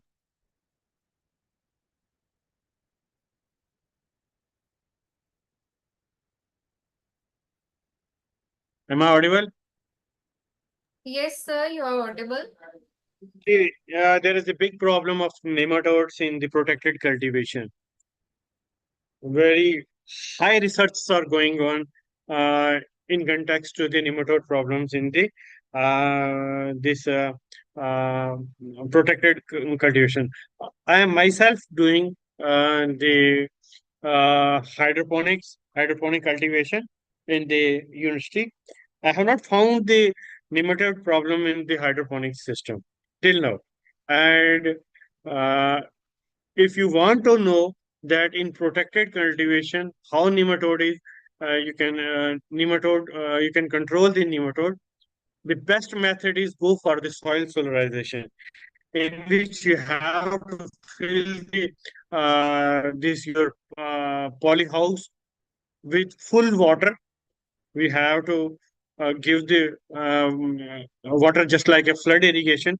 And then we have to apply the formalin.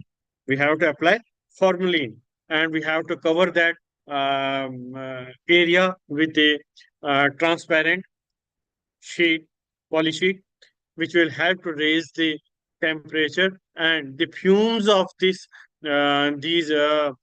formalin will help in the eradication of the nematode.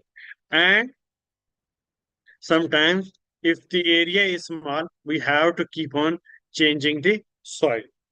We have to keep on changing the soil.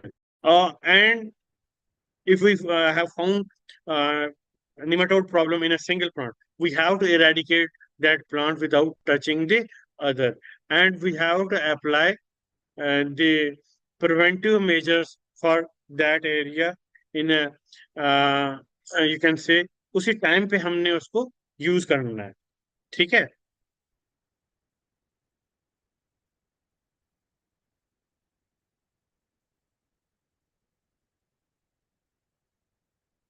Sure, I will send this PPT in WhatsApp group.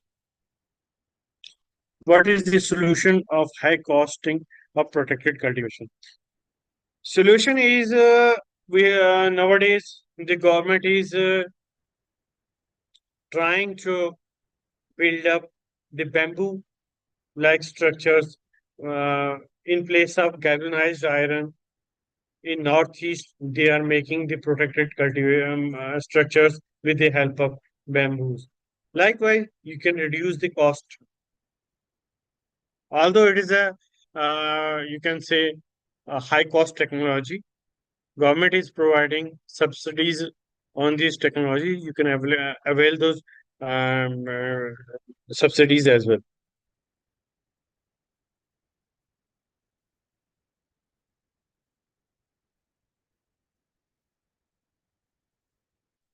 Yes. Which type of polyhouse structures are best suitable for hilly area? Dome shape. Dome shape uh, polyhouses are best suited for the hilly regions.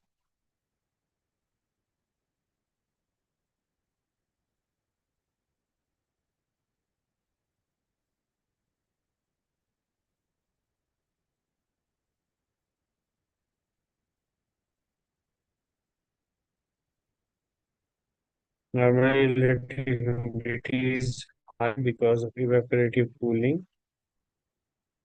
As per Wien, so normally relative humidity is high because of evaporative cooling, which can increase the humidity, and high humidity will be favorable for disease. And to greenhouse.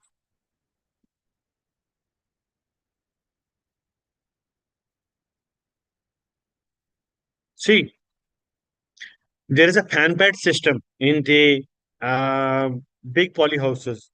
There are exhaust fans. If you have seen the big polyhouses, there are exhaust fans. We have there are the structures in which we keep the upper vent open.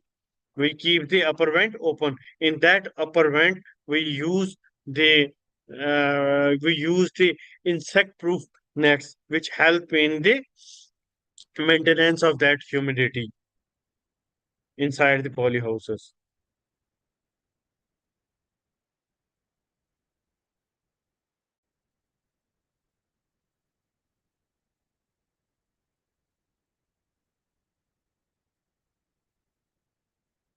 What is the impact of drip irrigation on water use and crop production?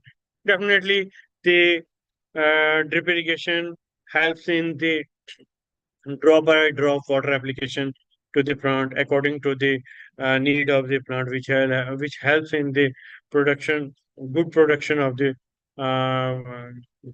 fruit crops or vegetable crops. How to reduce the greenhouse gas emission? Exhaust fans. So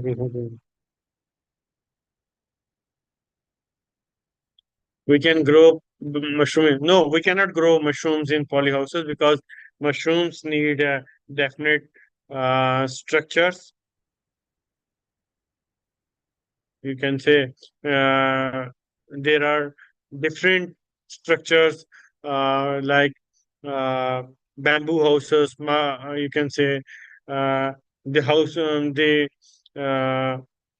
uh, mushroom houses which are having the AC system, which are having the particular rack system. So definitely, polyhouses are meant for the crop production only.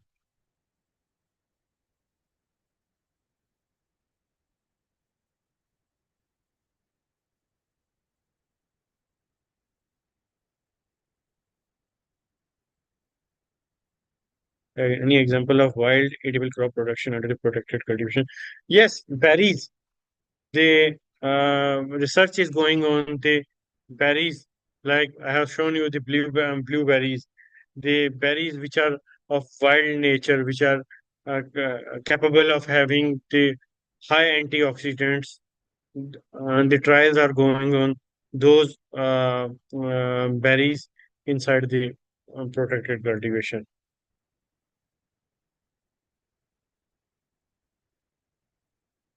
So how we can approach to begin a polyhouse? You must visit to your horticulture uh, office or horticulture directorate. They will suggest you or they will help you. They will come for the site visit and they will help you in establishment of the polyhouses.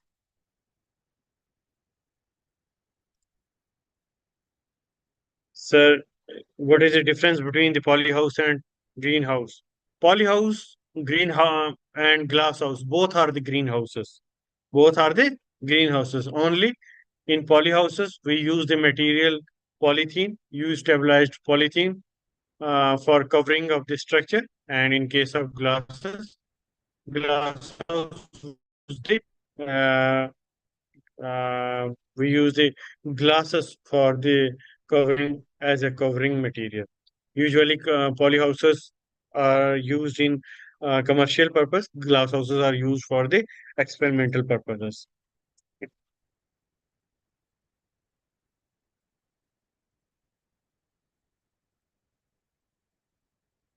Automated based hydroponic technology we use this poly. Yes, easily we can go for the even span type of polyhouses for hydroponic system. No, greenhouse cannot be beneficial in arid and uh, you can say hot regions.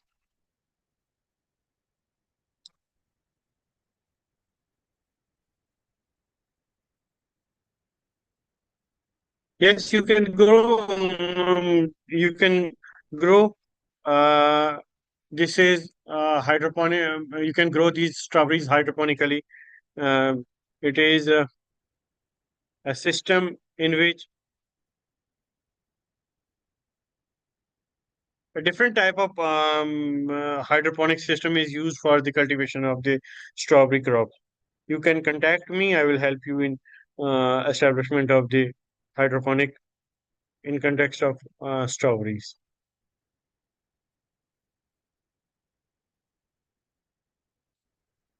Yes, entrant flow system. Entrant flow system is required for the establishment of hydroponically grown strawberry cultivation.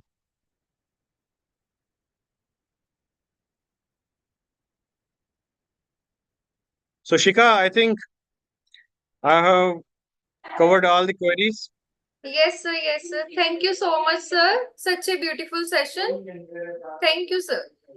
The participants can note my number. You can give them my number in the WhatsApp group. Okay, Anyone sir. who Sure, has sir. query regarding any technique related to the protected cultivation, they can contact me. Okay, sir. Thank you so much, sir. Okay, thank you so much.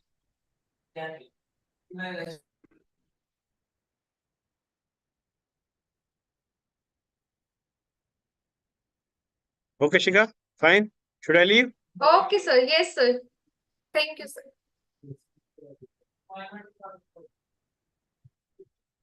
So, guys, next host will join and continue next guest lecture. Over to you, Preeti. Thank you, Shika. Am I audible? Yes, you are audible. Okay, thank you so much. So our next guest for the session, Dr. Arun Chandan sir has joined. So may I request our team to please make the sir co-host. And I'm your host Preeti for this session. So shall we begin the session, sir? Arun Chandan sir, are you there with us?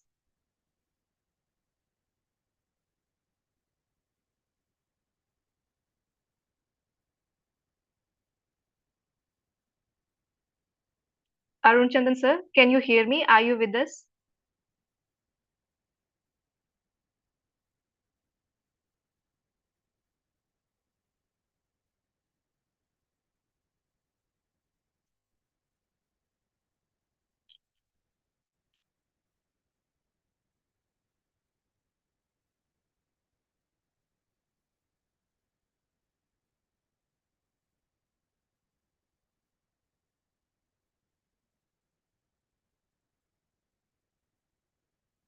May I please request Dr. Arun Chandan sir? Yes, sir. Am I audible, sir?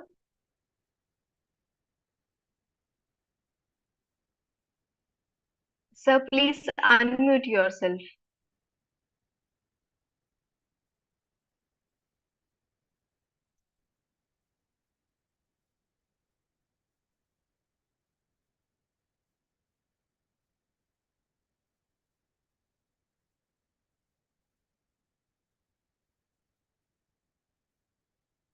Sir, shall we begin? Are you not able to unmute yourself, sir? I will just see, said that, sir. I will just see. Yes.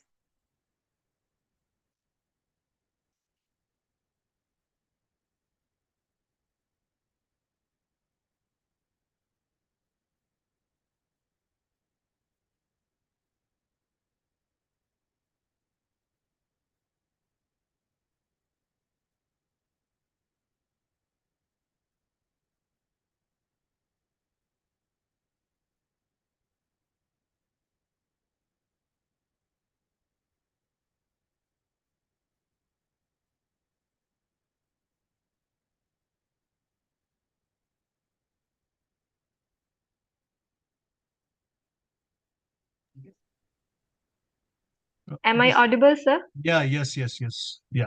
Okay. So thank Okay, you. sir. Thank you very much.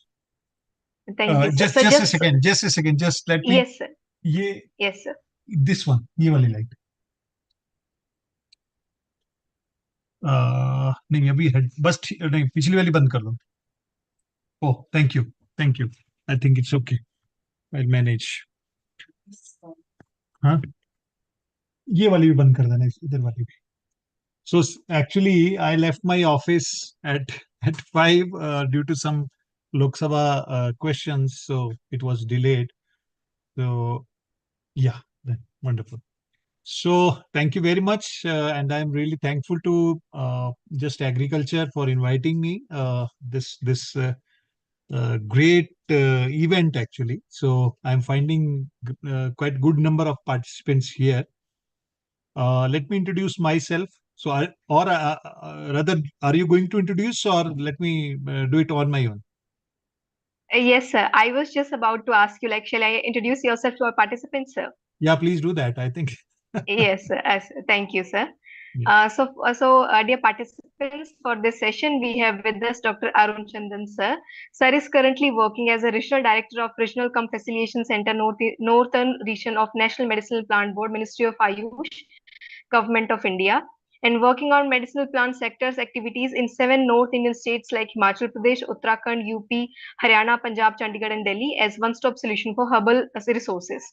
He's a qualified medical specialist in Ayurvedic medicines and surgery and possesses doctors and masters in medicinal plants and climate change.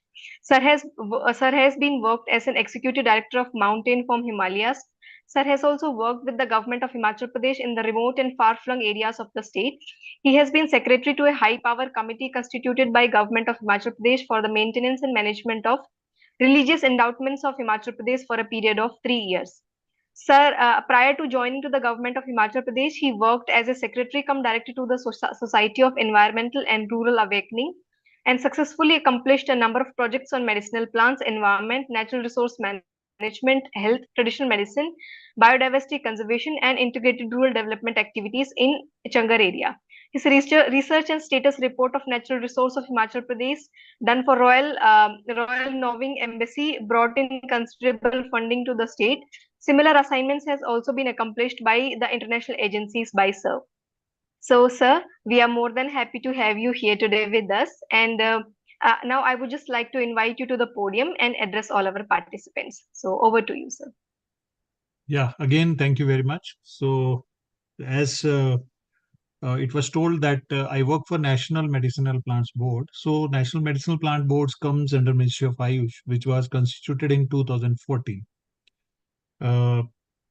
Everybody knows about Ayush. It comprises of 5 systems. Sixth system, Indian systems of medicine, has been recently added to Ayush actually. A stands for Ayurveda, Y for Yoga and Naturopathy, U for Unani, S for Siddha, and H for Homeopathy. And the sixth system of medicine is Swarigpa, that is Tibetan system of medicine, and we call it Amchi, and Bhot system of medicine in some parts of Himachal Pradesh like Kinnaur and Lahore Spiti. In Ladakh, it is called Amchi. So Ayush is a combination of six systems of medicine. Earlier to the formation of ministry, it was just a department of Indian systems of medicine that generally comes under Ministry of Health and Family Welfare.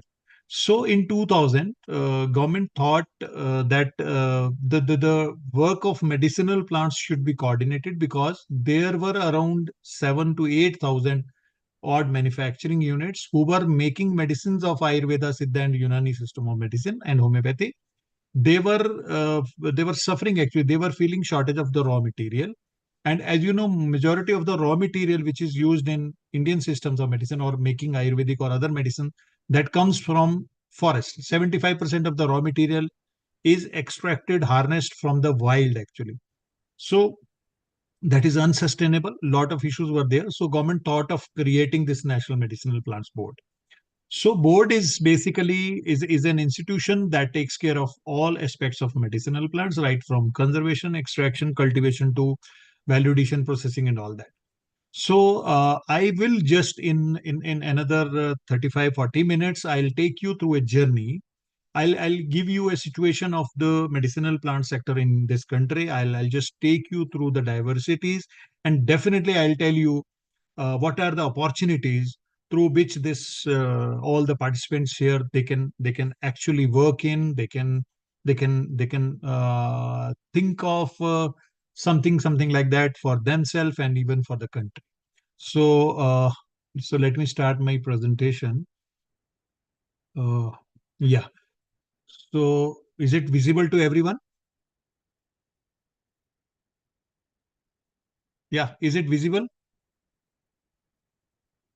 Can you see this? Not yet, sir. Not yet, sir.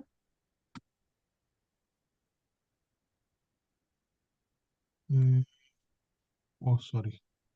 Okay. So let me go to the share screen, I think, So yeah, is it visible now? Yes, sir, it's visible, sir. Yeah.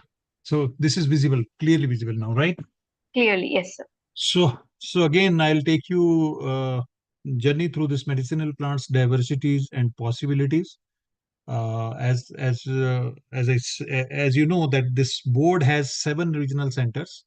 One is in northern region, so I look after northern region 1 that covers 7 states as it was told, covering UP, Punjab, Haryana, Chandigarh, Uttarakhand, Delhi, and Himachal.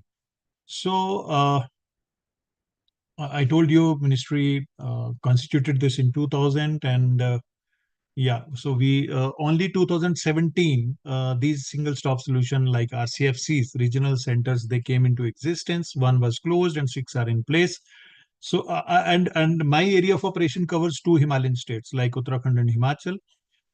See, we operate through multi-stakeholder approach. As it is visible from the name that we are a facilitation center. So what we do is we work with an approach which is multi-stakeholder. So all stakeholders of medicinal plant sector, either they are farmers, academic institutions, industry, collectors, grower, trader, intermediaries, mandis, and all that. So all those stakeholders are our key people. We are working with them, and then our primary focus, if I speak of Himalayas, is on those medicinal plants which are of high value. Actually, maybe if I name few, one is Kutki, Pashan Bed, Kut, Atish, Tagar, and some of the Ashtvarga plants, and many more.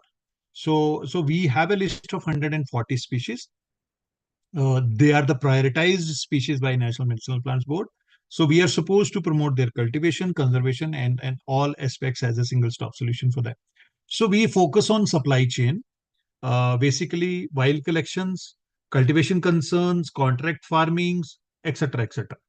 So then our thought process is basically, so I think RK Swarankar has raised his hand, so I think he can speak.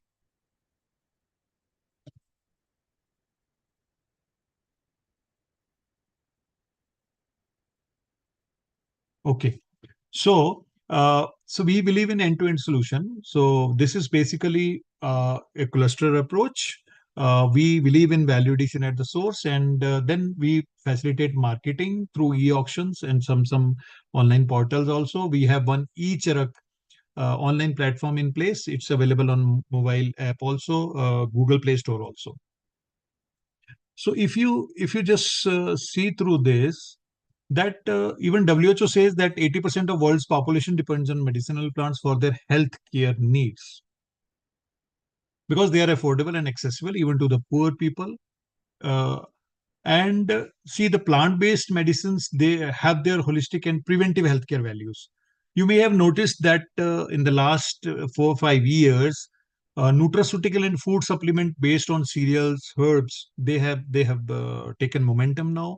New category has been created for licensing also. And if I take you through the globally plant-based medicine market, which is projected to be 48,537 million by 2031. So that is at a CAGR 4%, but it's more than that. We'll be talking about in the next slides. So India's contribution in the total herbal market, global market, is hardly 1%, $1 billion, 2% approximately. And other countries like Japan accounts for 16%, North America 11%, European Union 45%, making EU the biggest market for herbs and medicinal plants. So you see, if we go back to the traditional systems of medicine in India, as I referred, six systems. So 90% of the raw material is come from that comes from the medicinal plants raw material. And see, one concern again, which is rising since last 4 or 5 years, is the threat or the concern about traditional knowledge of plant genetic resources, which is catching up now. They have started thinking that how to protect traditional knowledge, because we haven't given much this thrust on those things. And if we speak that, if we see that global demand for traditional medicine and associated products has risen significantly, lekin there are 2-3 things which have come post COVID situation. One is traceability and quality concerns. It's a big challenge actually. If we see the conditions in our country, although we produce a lot of herbs, we cultivate medicinal plants, we collect from wild, but traceability and quality concerns are always there. And even this is a big concern for Nutra and food supplement category also. So thrust on protection of plant genetic resources and traditional cultural expressions, health practices, etc., is again, as I told you, the serious concern which has been raised is the listing of certain medicinal plants due to unsustainable harvesting in the category of Red Data Book of IUCN. Around 427 Indian medicinal plants, they have been put under the category, 28 deemed extinct and 124 endangered and 181 rare. If I speak of northern region, particularly Himachal, 57 species are threatened and their export has been banned and a lot of thrust is being given on their conservation. In the year 2002, we have this National Biodiversity Act in place that deals with the focus of this act is on basically PBRs. You may be knowing about that every panchayat in this country now has been covered under PBRs, that is People's Biodiversity Registers. And the wild collection, whatever is going to take place in the coming times, is through the biodiversity management committees. And one interesting thing which was signed in 2012 and it has been implemented in since last 2020 this 14 is a Nagoya Protocol that deals with the production excess benefit sharing, in which it has been said that the ABS, the share of the people from whom area the medicinal herbs or any bioresources are being extracted, the royalty should be given back to them. So there is a system that now we have National Biodiversity Authority in place and we have state biodiversity boards, and they are dealing with the wild collection and other issues, and they are even ensuring the ABS basically. So these were the two interesting acts which were in place, and we are actually delivering according to their priorities. And we have a recently one policy in place, that is National Intellectual Property Rights Policy. And great impetus has been given on the commercial value of traditional medicine knowledge. And then there is one interesting aspect of this Biodiversity Act, that is basically the raw material which is consumed by 10,000 odd manufacturing units of Ayush systems in this country. Uh, Although they are supposed to report their uses of raw material to the licensing authorities, but this data is never compiled properly. We are trying to do that. We are trying to link this data of the raw material consumption with traceability schedule of Drug and Cosmetic Act, so that it can be directly linked to the farmers and we can promote the contract farming activities across the country. If we see the global demand here, you see we were just expecting 7% annual growth, and we were expecting that by 2050 medicinal plants sector will become a USD $5 trillion economy. But this 7% annual growth has considerably grown in the post-COVID situation. It has crossed 35% now. I think that is the highest ever rise in any agri commodity in the last 75-80 years. So you can see how this demand has risen up. And if we see the demand side of the medicinal plant sector here, health sector particularly, so we are using around 2,500 plant species in all codified systems of medicine, including allopathic system also. So we use in Ayurveda 1587 species, 1587, Siddha 1128, Unani we use 503, Swarigpa 253. Majority of these are the Himalayan species. Homeopathy we are using around 468 species. Western medicine, we are still using 192 species. This is the, you can see the total demand segmentation of the demand. And now another question may come in, just you may ask that, so what are the other segmentation of the Indian herbal market, where this raw material is going? So one, I told you, Ayurveda, Siddha, Unani, and homeopathy formulations. Then come the ethical OTC medicines like proprietary. For example, you are buying Live 52 on your own without the prescription of the doctor. So there are a number of things which people generally go to the medical shop and buy. It's a big segment where this raw material goes. Then herbal cosmetics. We have seen men's grooming articles growing these days very much. Herbal teas, functional foods, and nutraceutical is a big area now. Post-COVID, again, if you see, lot of formulations of herbal teas and functional foods are there in the market. So large segment consuming medicinal herbs. Safety and hygiene is another area where a lot of raw material of medicinal and aromatic plants is being used. Extracts, phytochemicals, resin, and gums. See, this is a big category, and there are thousands of, not thousands, but hundreds of manufacturing units in this country who are into extract and phytochemical manufacturing. A resin is a big market. So if I just take you, you may be knowing about gum acacia. Acacia, is a plant which is grown in Rajasthan and Punjab. We call it kicker. So the gum, the resin of kicker is the largest selling laxative in US. So it's US FDA approved laxative, safe, and it dissolves 99% in water. So it is being used there. You may, even if you are having kicker in your farm, so you may not be knowing the use of it. And similarly, if you see, you may be knowing about Opuntia.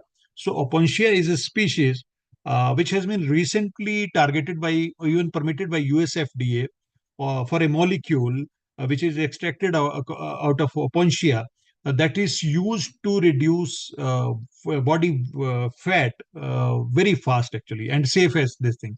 So you can see how these specific molecules which are extracted from the medicinal plants, they are finding their way outside India also, within India also. Yes, but I would like to just mention here, if we see the journey of a simple herbal food supplement market in India in the last 15 to 20 years, so we have not been able to do much actually. So even the quality of research we are doing, we are unable to compete it with the US FDA and other European standards.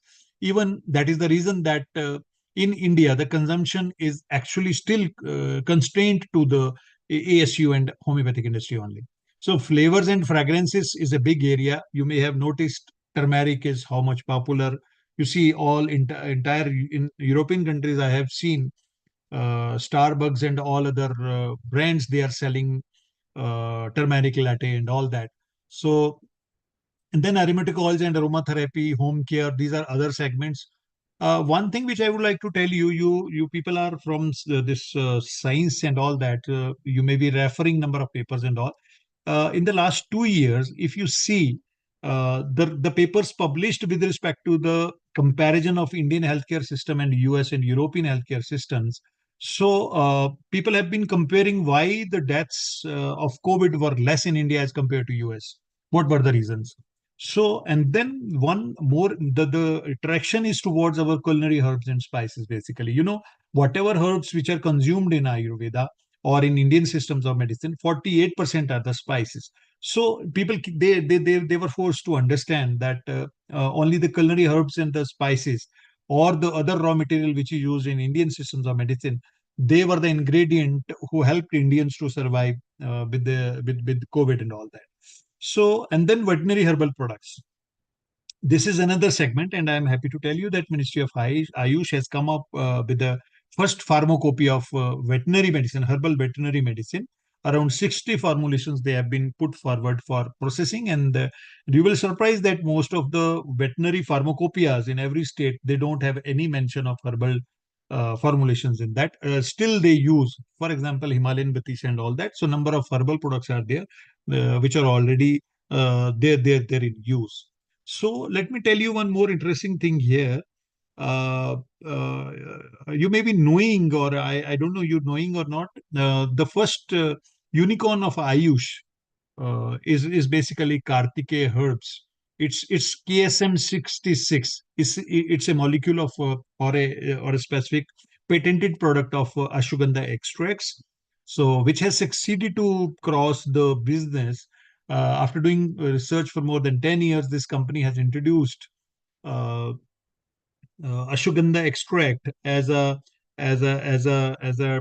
pizza topping, as a ingredient for making samosas or maybe in other this thing. So this is selling in US like so ashwagandha extract is just that is the reason this company has become now first Ayush sector unicorn in India. So they are selling these ingredients to the entire world now. So uh, so after this, let me take you through the route of the various components of supply chain. So I think it will be interesting to know about it. So I will be talking about the inner line deals with the medicinal plant sector. So upper side, I will be talking about wild collection. Downside, I will be talking of cultivation. So you see, there are if we speak of wild collection, so there are these five components we are working on, and we are serious about it. As I told you in the beginning, unsustainable harvesting of medicinal plants from the wild, every nook and corner of this country has led, as I earlier mentioned, 427 species under the list of rare, endangered, and threatened. So this is a big threat. So government intends that entire wild collection should be stopped. We have signed so many times to CBD, Convention on Biological Diversity, saying that we will be stopping wild collection. So until it is stopped completely, the Ministry of Ayush and National Medicinal Plant Board has introduced good field collection practices protocols. There is one voluntary certification scheme which is free, available to the farmers. There are no charges for that. So we introduce trainings for good field collection practices. See, that deals with how to harness the species from the wild scientifically, sustainable harvesting. And then we initiate certification also. This voluntary certification scheme, it's easily available on our website. You can just go and download the guidelines about it. Then comes the traceability and BMC assisted collection. As I told you, that biodiversity management committees are the key factors now. They are the key role players. Any wild collection which is going to take in future will come through the biodiversity management committees. And let me tell you again, every panchayat in this country has a biodiversity management committee in place. You may not be knowing, even the people who are the member of the BMC, they may not be knowing their role actually. So these are the bodies, those has been constituted, well trained, lot of funds have been spent for the training and all that. So in the coming times, or even currently, so they are responsible, they will be responsible for sustainable harvesting of any wild resources, any wild bioresources in the coming time. So to do this entire process, we are into traceability also. So if I come to the cultivation side, again, these are some of the opportunities for the young people here I would be talking of.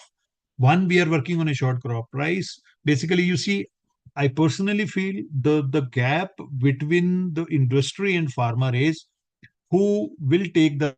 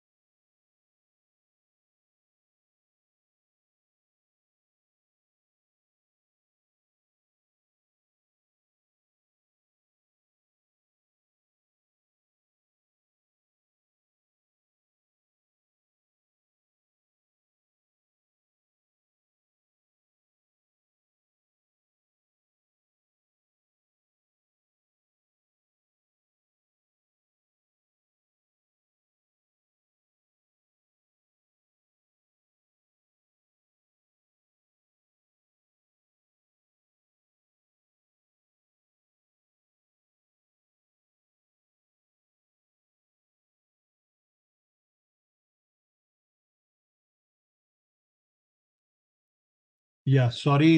I think uh, there was a connection error. So am I audible to everyone now? Can you hear me? Yes, yes, sir. Audible, sir. So I'm sorry. I think there was a gap of around I don't know. Uh, just a second. So we were here. So yeah, we were here, right? Yes, sir. So I have covered these slides, right? Yes, sir. This was So covered, sir. yeah, so I was in the cultivation part. I was talking of assured crop price. It's a big issue actually between farmer and the buyers. So we are trying to come out with with specific chemotypes or the genotypes, so that the specific cultivars farmers start cultivating, and companies they come forward to buy. On the other side, as I said, we believe in end-to-end solution. We ask everyone to come forward for validation at the source, go for some innovative products and sell them. Again, if the cultivated crop is there, yes, there are certifications. We deal with them. Even that is, again, I told you, voluntary certification scheme is one in place. The second is we are helping farmers to come out for certifications of good agricultural practices. So these GAP protocols are there for all species, which we recommend for to be cultivated in India. So, see, these two areas are very important areas. Even I was just listening to the earlier speaker who was talking of hydroponics and some other techniques. You see, for medicinal plant sector, we don't have any Model Nursery Raising Act in place. There are concerns about certification of seeds and quality planting material. Then, see, we are creating network of nurseries and seed collection centers, and even we are trying to train farmers and other stakeholders to come out with the wild collection of seeds. This is a gray area for the young people like you, that we can think of large projects, big projects of nursery raising and raising quality planting material, elite planting material. It's a big gap. See, for example, now let me tell you that currently we are buying shunti, the dry ginger, from Vietnam. So quarterly import of dry ginger from Vietnam is 250 metric tons quarterly. So it's a largest commodity which we are consuming here in India in Ayush system. So similarly, you may be knowing about mulethi, that is Yeshwi Madhu. So this is also a scope of a plant of scope which can be cultivated in India. So, but still we don't have good quality planting material in place. So similarly, a number of varieties they have been developed by various research institutions in this country, maybe outside country also. We need to work on them. If we bring them, if we go for their local trials, and then we put them for cultivation, I think it can be a big area for entrepreneurship in this sector in the coming times. So again, uh, if I speak of wild collection, yeah, we are concerned about harvesting time, seasonality, and then definitely about quality control, because lot of adulteration takes place. Lot of species are, once the herbs are dried, so almost they seems to be similar to each other. So there is a big quality concerns here. So we have, although drug testing labs in place, lot of pharmacy labs are there, lot of pharmacognostical labs are there.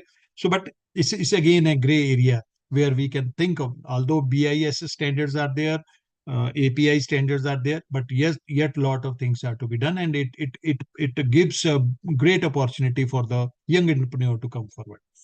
So, and another concern is basically year-long livelihood assurance. Let me tell you, we have succeeded actually in northern region of this country to converge cultivation of medicinal plants with the existing Rural Development Ministry scheme of which is popularly known as MNREGA, Mahatma Gandhi National Rural Guarantee Program. So at national level, Ministry of Ayush and Rural Development Ministry signed one MOU where around 60 species, tree species, has been shortlisted to be grown in private land of the people under Manrega scheme. So planting material and labor component is provided by this Rural Development Department, uh, and and uh, and people they plant trees on their own, on their own land. Similarly, there are certain other short-term crops; those has been brought under Manrega. So the objective is basically how to ensure year-long livelihood for the people of the rural areas. So this cultivation and extraction or harnessing part ends here. Second comes the what is the status of mandis network and collection centers, where the farmer will take his produce and how it is taken care. So there are 26 mandis in this country. So they are the traditional mandis. They are dealing with medicinal herbs, medicinal plants, spices, and all that. So that network is there. But there are a lot of challenges at post harvest management level. You see, at farmers part, if I take you, So we need to have some technological interventions for sorting, grading, drying, storage, and transportation. Although to tackle the situation, National Medicinal Plants Board has come up with a proposal. We call it integrated scheme. That is for pharma producer companies, self-help groups, NGOs, and all that. So we are providing a comprehensive support of around 1.25 crores, in which nursery, seed germplasm center, processing unit, testing and all those facilities are provided under one roof to the pharma producer companies and other self-help groups who are keen to work on that, or the selected medicinal plants out of the list which has been prioritized by the ministry. So and even if you start working through some government agency, so the grant is 100%, but farmer producer companies it is given 50%. So and then comes the trade regulation related issues. So we have worked on procurement policies and all that. So value addition is another concern. Actually, I personally feel if the farmer's produce is not value added at the source, it's very difficult to give him the better price in the market. So we used to innovate, we used to try out certain uh, value added avenues for the farmers. So it's an ongoing activity. On the other side, we do help them for product development and semi processing activities.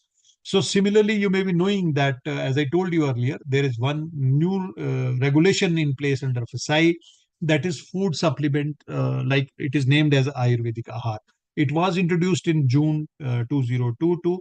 That it was the impact of COVID when people starting asking about our culinary and traditional food habits and the spices and all that, how we use it. So this new license category has been introduced under FSI. It's a big opportunity for the young entrepreneurs to seek license and go for food related businesses. So beverages, functional foods, and all that we have already discussed, but number of other formulations are there. So, and interestingly, let me tell you, if you just Google the Ayurvedic Ahar segment of FSI, you will find a notification of June 2022. So you will find a list of around 70 books there, and those has been listed. So if you take out any formulation, those books, you can simply seek license based on the minimum conditions of FSI. So it's an interesting activity which can be started, and we are always available if you need any guidance on this sector. So we will be very happy to help you in that case. So yes, we are into promotion of innovations and drug development also. We do help the traditional healers to come forward and validate their knowledge and even go for further trials and all that. So marketing again is a big issue. Everybody is serious, and everybody want to work on that. So we are listing, actually we are creating networks of FPCs, self-help groups, farmers, and we have been succeeded, or you can say we are trying to put them on GEM actually with their special medicinal herb category, so that they can sell to the government also. And similarly, we have one e-Charak platform on place. You can download it from Google Play Store. So lakhs of discussions on medicinal plants marketing takes place every day there. We have a echarak.in portal also. So what we are supplementing mandi rates from all 26 mandis. All our RCFCs, they are contributing in mandi rates on fortnightly basis to this. So you can find a lot of good information there about medicinal plants, prices, and all that. And now we are working on a very innovative e-auction platform on medicinal herbs, that is Jadi Buti Bazaar. It's on pilot scale. Shortly we will be launching it. So, and let me tell you, so now there is a system of there is a ecosystem of startups in this country. So a lot of good things are happening, and a lot of good ideas are there in Ayush and medicinal plant sector. So we have a national incubation center at All India Institute of Ayurveda, Delhi, in Sarita, Bihar. So you can find more information there also. And similarly, in my center, we are also running one incubation center with CM Startup Scheme here. So we are also trying to support incubatees to come forward with their innovative projects and all that. So then let me tell you the key stakeholders again, which I referred in the beginning. So cultivators, collectors, supply chain intermediaries, industry, particularly all sort of industry dealing with food, supplements, nutraceutical, cosmetics, and all that. Policymaker, research institute, ISM, all Indian system of Ayurveda or Ayush practitioners who are interested to use the crude raw material, fresh raw material directly from the farmers. They all are our stakeholders, and even international communities also. So if again, let us see this sourcing we are doing through wild and cultivation, and still we are importing 15 species outside India. A lot of like Google and all that, mulati, we are taking it from outside. So, see, this I would like to just tell you, this is based on NMPV's study, which was done in 2014 and 50. So, new study is in place now. It will be shortly out. So, see, there are around 200, more than 200 species having, you see, the trade, which is more than 100 metric ton per year. Total traded species are 1178. And similarly, you see industry is consuming around 2 lakh metric ton. Export is going around 1.5 lakh metric tons. Total consumption is around 6 lakhs metric ton. So this has stagnated post 2014. But the similar kind of demand has been seen growing in the food supplement and nutraceutical sector. See, one interesting thing which I would like to tell you here, you will surprise that around 1.67 metric ton is consumed by the rural households. It's an interesting fact. That means the women folks, the healers, the traditional practitioners, they are using the species, and they are also now finding difficult these species due to the extinction or becoming their endangered. So these are some of the photographs of the recent India International Trade Fair. You see how the quality of packaging has increased, and we were just impressed to see the demand in men grooming using herbs and all that products. So this is our voluntary certification scheme.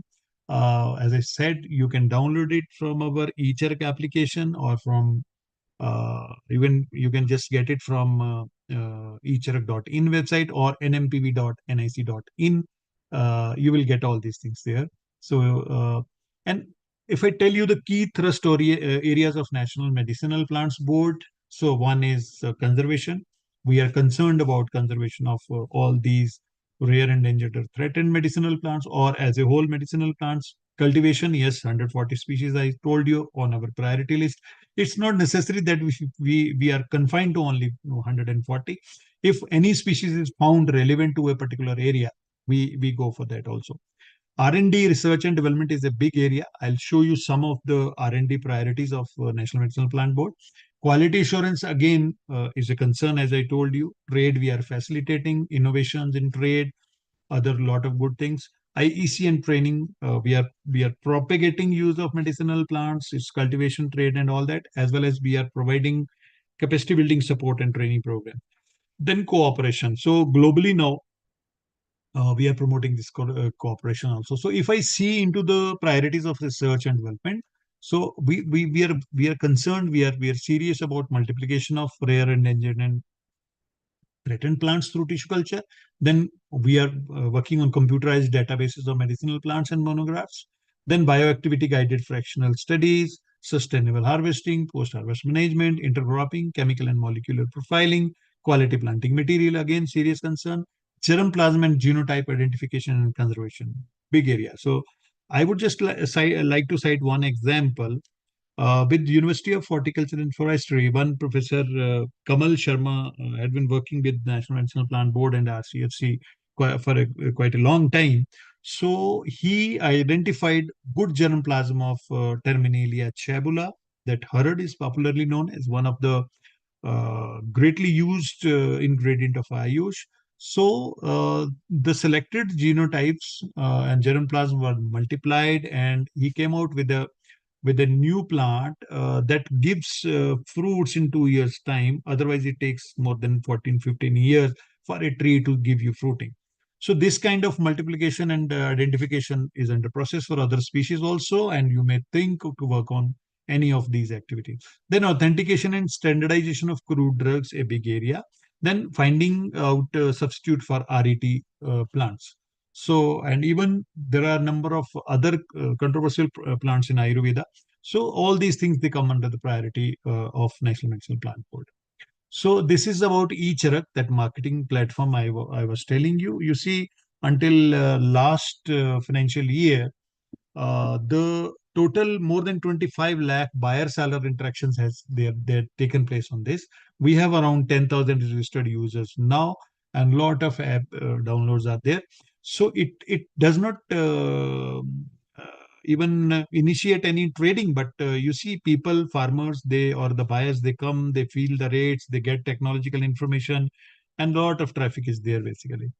So this is Jadibuti Bazaar we are dealing with. So this is a pilot scale platform, jadibutibazaar.in. You can visit and see. So this is basically we are trying to make it a just to digitize the trade and create a e-auction platform using blockchain security and quality report access. We are using spectrometry and other devices where we intend to test the quality of the produce at site immediately once the farmer brings it to a collection center, and then put it for e-auction, and so that our people, our farmer, they get maximum selling price for their produce. So this is the some of the this thing. So we have a national helpline 180012057778. So even eCharag.in, NMPB helpline.register. You can go there and you can even raise any query related to supply chain, QPM, nursery, cultivation, plant protection, post-harvest management, marketing, whatnot, everything. We have this journal we bring out every month. This is Jadibuti Bazaar. So if you want to have some uh, soft copies of it, we can share it. So the organizers can share it in the group. So recently we have brought 3-4 publications. One I referred the MOU with Ministry of Ayush listing out the plants that we will be sharing with you. RET species, details about them, and then the prioritized list of medicinal plant species. So these 3 publications we will be sharing, 4 publications we will be sharing with you. So I think that will help you to come. So now, see, what is the scope again? You see, as I told you, our approach is basically to create clusters. So cluster, the idea of creating cluster is officially what we believe is at least cluster can be created in a radius of 15 kilometers.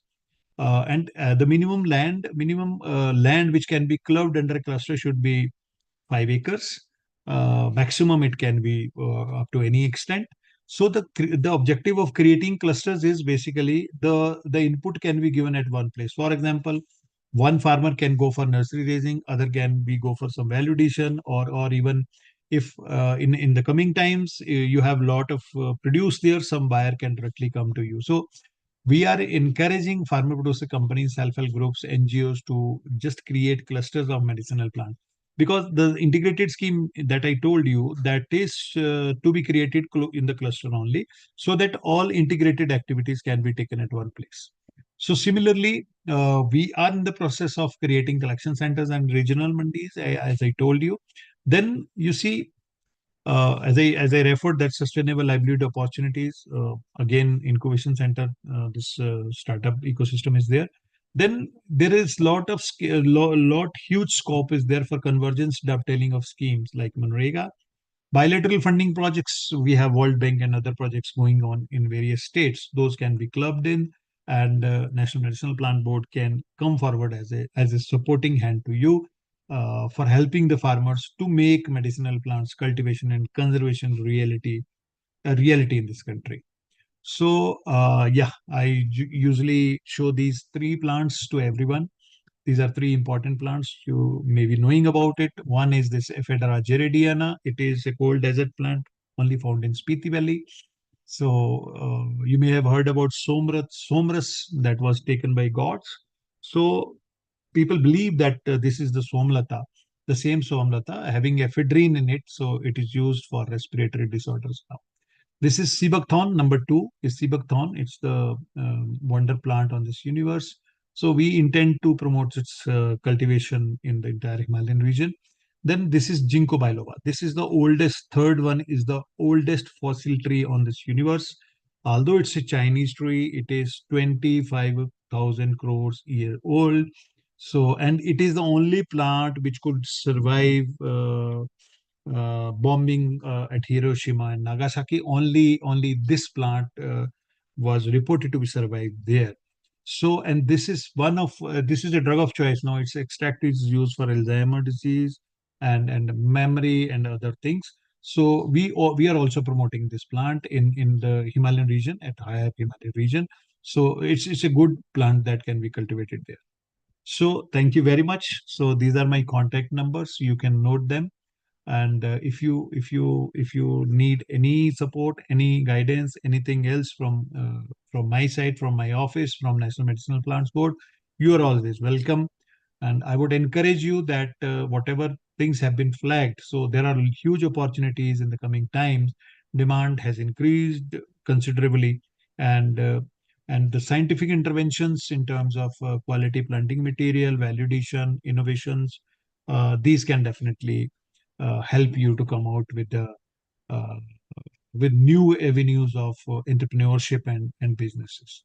So thank you very much. So I am available for any questions here. So thank you. Thank you so much, sir. Thank you so much for highlighting such a wonderful information about the medicinal plants. And thank you so much for your valuable inputs as well.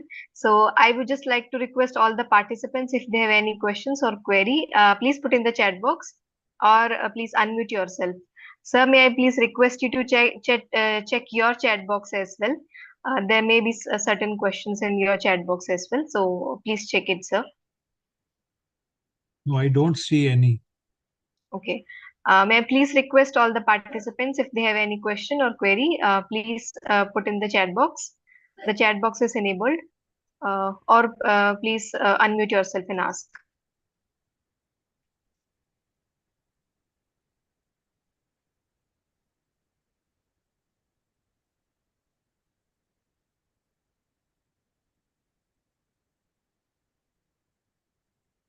So we will just wait for some couple of minutes, like if Yeah, the participants have some question. Nilima Patil has raised hand.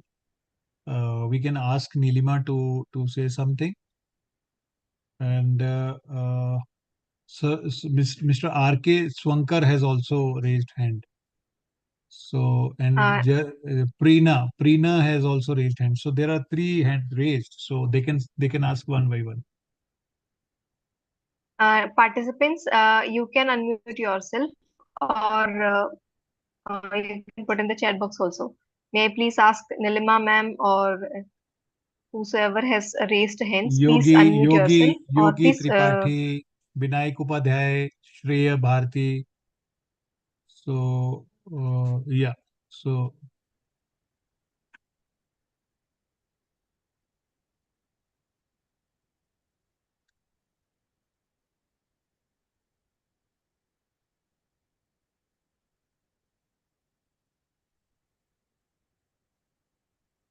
sir, meanwhile, anybody ask, I have one question in my chat box. yeah, please. Sir, the question is, sir, we have different medicinal plants that we are using usually from the different stores we are getting, that we are using at our homes. And usually we know, we usually feel that there will be definitely some adulterations in that. So, is there any method like to at home, like which we are not truly getting? So, is there any method, sir? Yeah, so there are set protocols. See, for example, if you buy a single medicinal plant as a Ayurvedic drug, yeah, definitely they are looked into from the pharmacognosy aspects also. There are certain tests which we are performing, and even definitely there are certain mandatory tests, for example, microbial contamination, and as well as this metal, pesticide residues, permitted limit, and all that. So they are in place actually. So slowly it's taking up now. And particularly in food segment, you see only those products are there in the market. They are only sustaining in the market. Those the qualify the parameters now. So yeah, there are standards. Yes. Thank you, sir. Dear participants, you have been given the access to unmute yourself, so kindly unmute yourself. Yeah. So yeah, I have no questions in. Okay, the people are saying that, ma'am, we are unable to unmute ourselves. So that is the problem. Just check. Yes, sir. It's been enabled now. Yeah, Uttarakhand. So I think Mehul has asked Ginkgo biloba. Yes, it can be cultivated in Uttarakhand. Yes, if you are interested, you may have noticed my number and all that. You can just send me a message. We can help you for that. Even if you are interested to go for cultivation of Ginkgo biloba, even we can tell you how to multiply this. We can give you mother germplasm. Yeah, so Nandini has asked that are is all Ayush products are safe or truly organic? See, ma'am, both these things are different. So organic, there are certification bodies for certifying the ingredients as organic. But on the other side, if I speak of the safety, yes, now you will find number of manufacturing units in India. They are now going US FDA compliant. So they are safe actually. Yeah, definitely. There may be some companies who may not be complying to that, but now manufacturing is controlled under WHO GMP now. So generally, you will find all Ayush products safe now. Excuse me, sir. Yeah, please, Shreya. Yes. Sir, you told about that value addition of medicinal plants or something like that. Can you please elaborate about it? In spite of selling amla, you can make amla powder. You can make amla tablets. You can make amla uh, shots. You can do anything with that. So that is one example. Is So it similar to like in agriculture we do yeah, yeah, post-harvest yes, yes, value yeah, similar, addition? similar, similar, similar. Yes, the commodity. You see, medicinal plants, they are also the agri commodity now, but it's governments are not accepting it, but sooner or later they will accept it. It's an agri commodity now, so we need to go for their validation as we are doing it in this thing, and we can use the same machines. See, for example, if you are growing cultivating asparagus, so selling asparagus just drying and selling it out will not be getting much price. But if you value add it, if you just go for end-to-end solution, I said, if you start doing your own processing, this will yeah. So yes. So Sakshi has asked that why use natural healing plants in our modern world of medicine? Modern world of medicine is not safe, having huge side effects. So you see, the modern medicine is actually run by, uh, I would say, the big pharma companies. If you are diabetic and you start diabetic medicine, you are liable to have hypertension in 3 to 5 years time. And you start taking all these medicines for 3 to 5 years, it's definite that you will have thyroid profile disturbed for you. So you will be helping your entire pharmaceutical company to run. So natural healing plants, natural living, all these things, they are safe and one should use them. So what is the mode of reproduction of wild medicinal plants? Yeah. So you see, again, I referred this uh, selection of this genotypes and all that. Uh, even domestication of wild species, those are taken out from the wild. So what we are doing is we can conserve them in the wild actually. So now there are a lot of schemes for conservation of wild resources, wild medicinal plants which we are using. So we can go for their conservation in the wild, and then the objective is basically to increase their population and definitely help the dependent population to utilize them sustainably. The question is of sustainable harvesting. So, and you have rightly asked this question that, and even I personally believe the communities who live close to the forest, they know the multiplication of these species very well. They know when to harvest. For example, if you are harvesting some high value species before its flowering time, just to extract root of it, you will be disturbing the natural regeneration. So similarly, those things are there. Those can be, we can promote it. Yogi Tripathi, is there any manual for drying ginger production from an MP? Yeah, so I forgot to tell you. You see, there are 3 volumes of books available on our website, as well as the this application I referred each other. That deals with the uh, agro techniques of medicinal plants. There are 105, 6 medicinal plants, agro techniques are available. But on the other side, if you're interested for dry ginger production, you can write to us for a training program. We can refer you to the nearest uh, institution where you can seek help from, or even I don't know from where you are. If you fall under my northern region, this thing we can arrange a training for you. So Ravindra said, how much potential does Uttarakhand have in medicinal plant cultivation and getting benefited by cultivating? So Ravindra ji, so you see, in Chamoli district, Khes is a village that is known for kutki cultivation, Picrorhiza kurua. It's a species which is used in liver disorders. For example, Leaf52 is the main product, proprietary medicine which is made out of it. We have Arogyavardhani Bhatti in place in Ayurveda. It's a big raw material that can be that is used actually. So as a whole, if we speak of Uttarakhand, number of medicinal herbs are there, and the entire environment in the UK is suitable for it.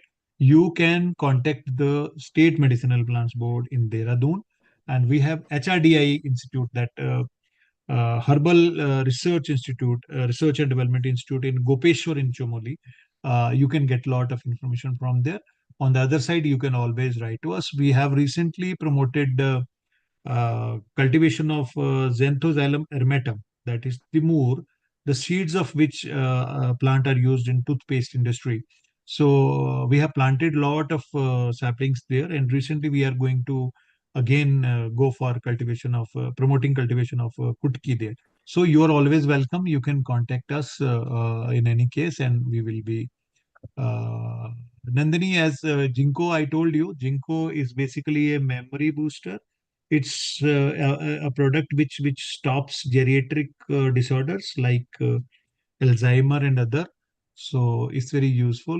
Generally, it comes from France, and although it's a Chinese tree, extract and all that comes from this thing. Okay, so Rajendra Singh, best lecture. Thank you. Please share the climatic conditions of growing medicinal plants state-wise so as to think of growing. Wonderful. Yes, you just send one email to us. We will give you a list according to the agroclimatic zones of this country. That will help you to think about it. In any case, if you have any species in your mind, you are always welcome to write to us. So, Geeta Shri, really thank you for a long time. I have so many doubts now cleared. Thank you very much, Geeta. Thank you. Then, what is the mode of reproduction? Okay, so I have answered this. So then comes I'm doing research. So Lenovo has said, I'm doing research on the medicinal mushroom and also maintaining many medicinal mushroom strain. I want to produce these mushroom at the commercial level. Is there any login portal and scope for medicinal? See, wonderful. Lenovo, you can just visit our website, go to the R&D section. So nmpb.nic.in schemes, center sector schemes, and then go to this section. You can work on medicinal mushrooms. You see, and I personally, let me tell you, there is a scope that I would encourage you to set up a center of excellence for medicinal mushrooms. So we need this type of center, and you can even devote your life for this purpose. Huge potential is there for medicinal mushrooms. People are doing it, doing good business. So Ravindra ji again saying that how much potential okay, so I have already uh, contact. So I think Mehul, you can again let me tell my number. This is 7018001026. You can just find us on rcfcnorth.in, or even if you go to National Medicinal Plant Board website, nmpb.nic.in, just go to the regional centers, you will find our details there. No, no. So Gita, no. South, no. No Ginkgo biloba, no Sibakthon. These are all Himalayan, higher Himalayan species. So Aniket, for which purpose Ginkgo biloba is used for? I have already told you. This is a medicinal use, very potent plant, very useful plant, and I'm happy to share with you that we had planted some plants at Chandratal. You may be knowing it's a lake in Spiti Valley. So again, Rajendra Chaudhary, thank you very much.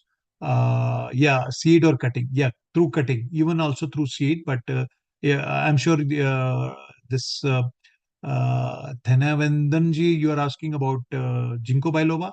Yeah, cutting also, seed also. Saksham, top agriculture university in India. Wow, wonderful question. So if I take experience of medicinal plant sector, I would say that you will get very good information from Tamil Nadu Agriculture University, TNAU. We have a DMAPR, that is Directorate of Medicinal Plant Research of ICR in Anand in Gujarat. It's a wonderful institute. You can contact them. IIHR Bangalore. This is Indian Institute of Horticulture Research, Bangalore. It's a very good center. You can contact CSIR labs also. We have CSIR HVT Palampur, IIM Jammu, CMAP, that is Central this Institute for Medicinal and Aromatic Plants, based at Lucknow. That is one of the best institute you can contact. Okay, so Jaku has said that introduction 80% people depend on Ayurveda. When it's true, this much hospitals are existing. So good question. See, again, I'll take you to my words again.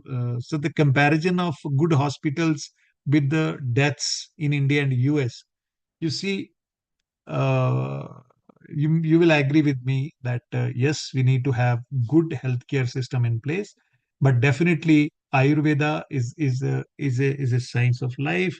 It deals with preventive and promotive healthcare. So curative is the third part of Ayurveda. So Ayurveda tells you to the way of living. It's a science of life again. So our strength, Ayurveda's strength, is preventive medicine. You see, we have uh, Dinacharya, Ritucharya in place, and body types are there. We speak of individualistic precision medicine actually.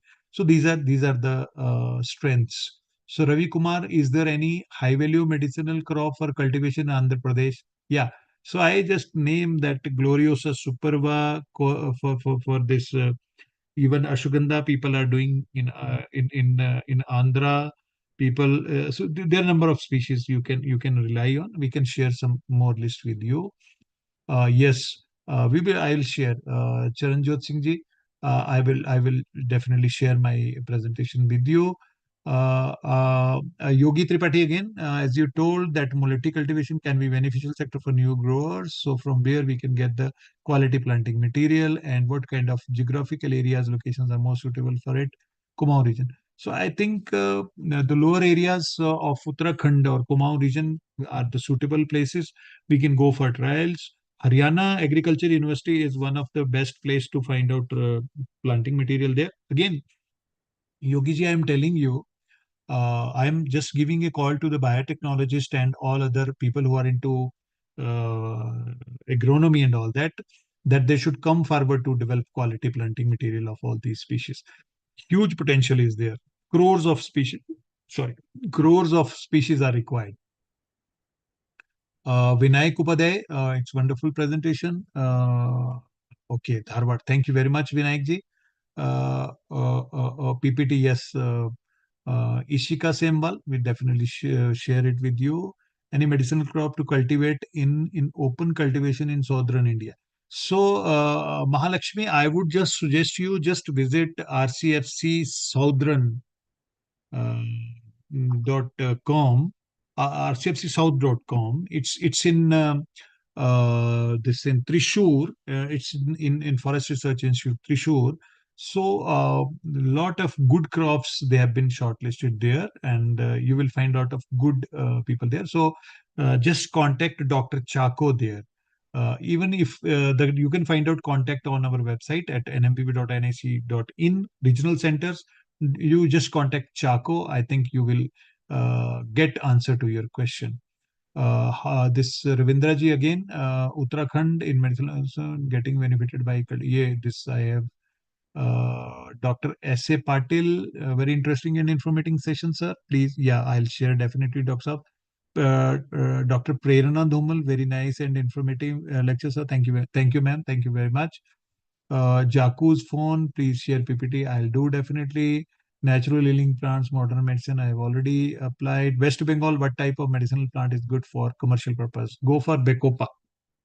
If you are in West Bengal, you have marshy land there, go for Becopa moneri, Brahmi, Jal Brahmi.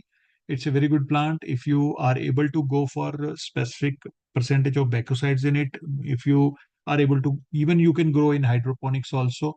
I can share some good examples and case studies of northern region growing Becopa that you can do it, or even definitely in Bengal, you can just contact Jadavpur University, one of our regional centers there. Professor Majumdar is there. So RCFC Eastern region could be a best place for you. They will guide you. And then, okay, Lenovo's question I have, Engineer Rishi Kumarji, I can see Sibakthon be grown in? No, no, no, Rajasthan, it cannot be grown there. It's again cold desert Himalayan species. Samsung SM phone wale hain. So nice information. Thank you. West Bengal, what type of medicinal plants go to commercial? So I think Sahasab, you have just gone through the reply I have given. Yeah. So this Tamil Vani, can we do MSc on medicine? A wonderful question again. You see, there are master's courses in medicinal plants. Best course would be that Gujarat Ayurveda University. It's a 2-year course. There are some universities in Maharashtra, you can even go there for master's courses. Banaras Hindu University, we do have a course. So yes, and even some universities like forestry, agriculture, they have specialization on medicinal plants in MSc. Marketing is biggest problem. Jashanpreet Singh, for these products. See, Jashanji, we need to go for a USP actually. Yes, definitely, it's a big problem. And again, most of the time, what happens is the volume of the produce. If we deal with the raw material, but definitely, if we go for end-to-end solution, and if we select any cultivation species very vigilantly, so we don't find any problem in marketing. You can go with their niche products and all. Sakshi Garla, solving also for wonderful session. Thank you. Okay, so Lenovo, I have replied. I think I have replied most of the. Is very important plant. Can you please elaborate it? Oh, so Charanjotji, this Sivakthon, basically it has more than 184 micronutrients in it, micronutrients in Sibakthon. It's a complete food. You may have heard about a product which was launched in the market around 10-15 years back. That was layberry. It's a berry which is found in cold desert. It's a herbaceous plant. It's a 4 to 5 feet high plant only. So just Google it out, and still, if you want to have more information about it, because now some of the agencies, they are selling its pulp. Many of the no self-help groups in Lal Spiti, they are dealing with this plant. So I think I have just replied to all questions. So again, thank you very much.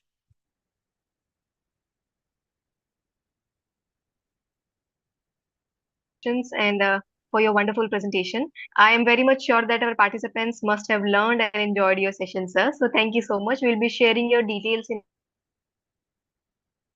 also YouTube live. So anybody who wants to go through the session once again, wants to have your details, they can definitely have that.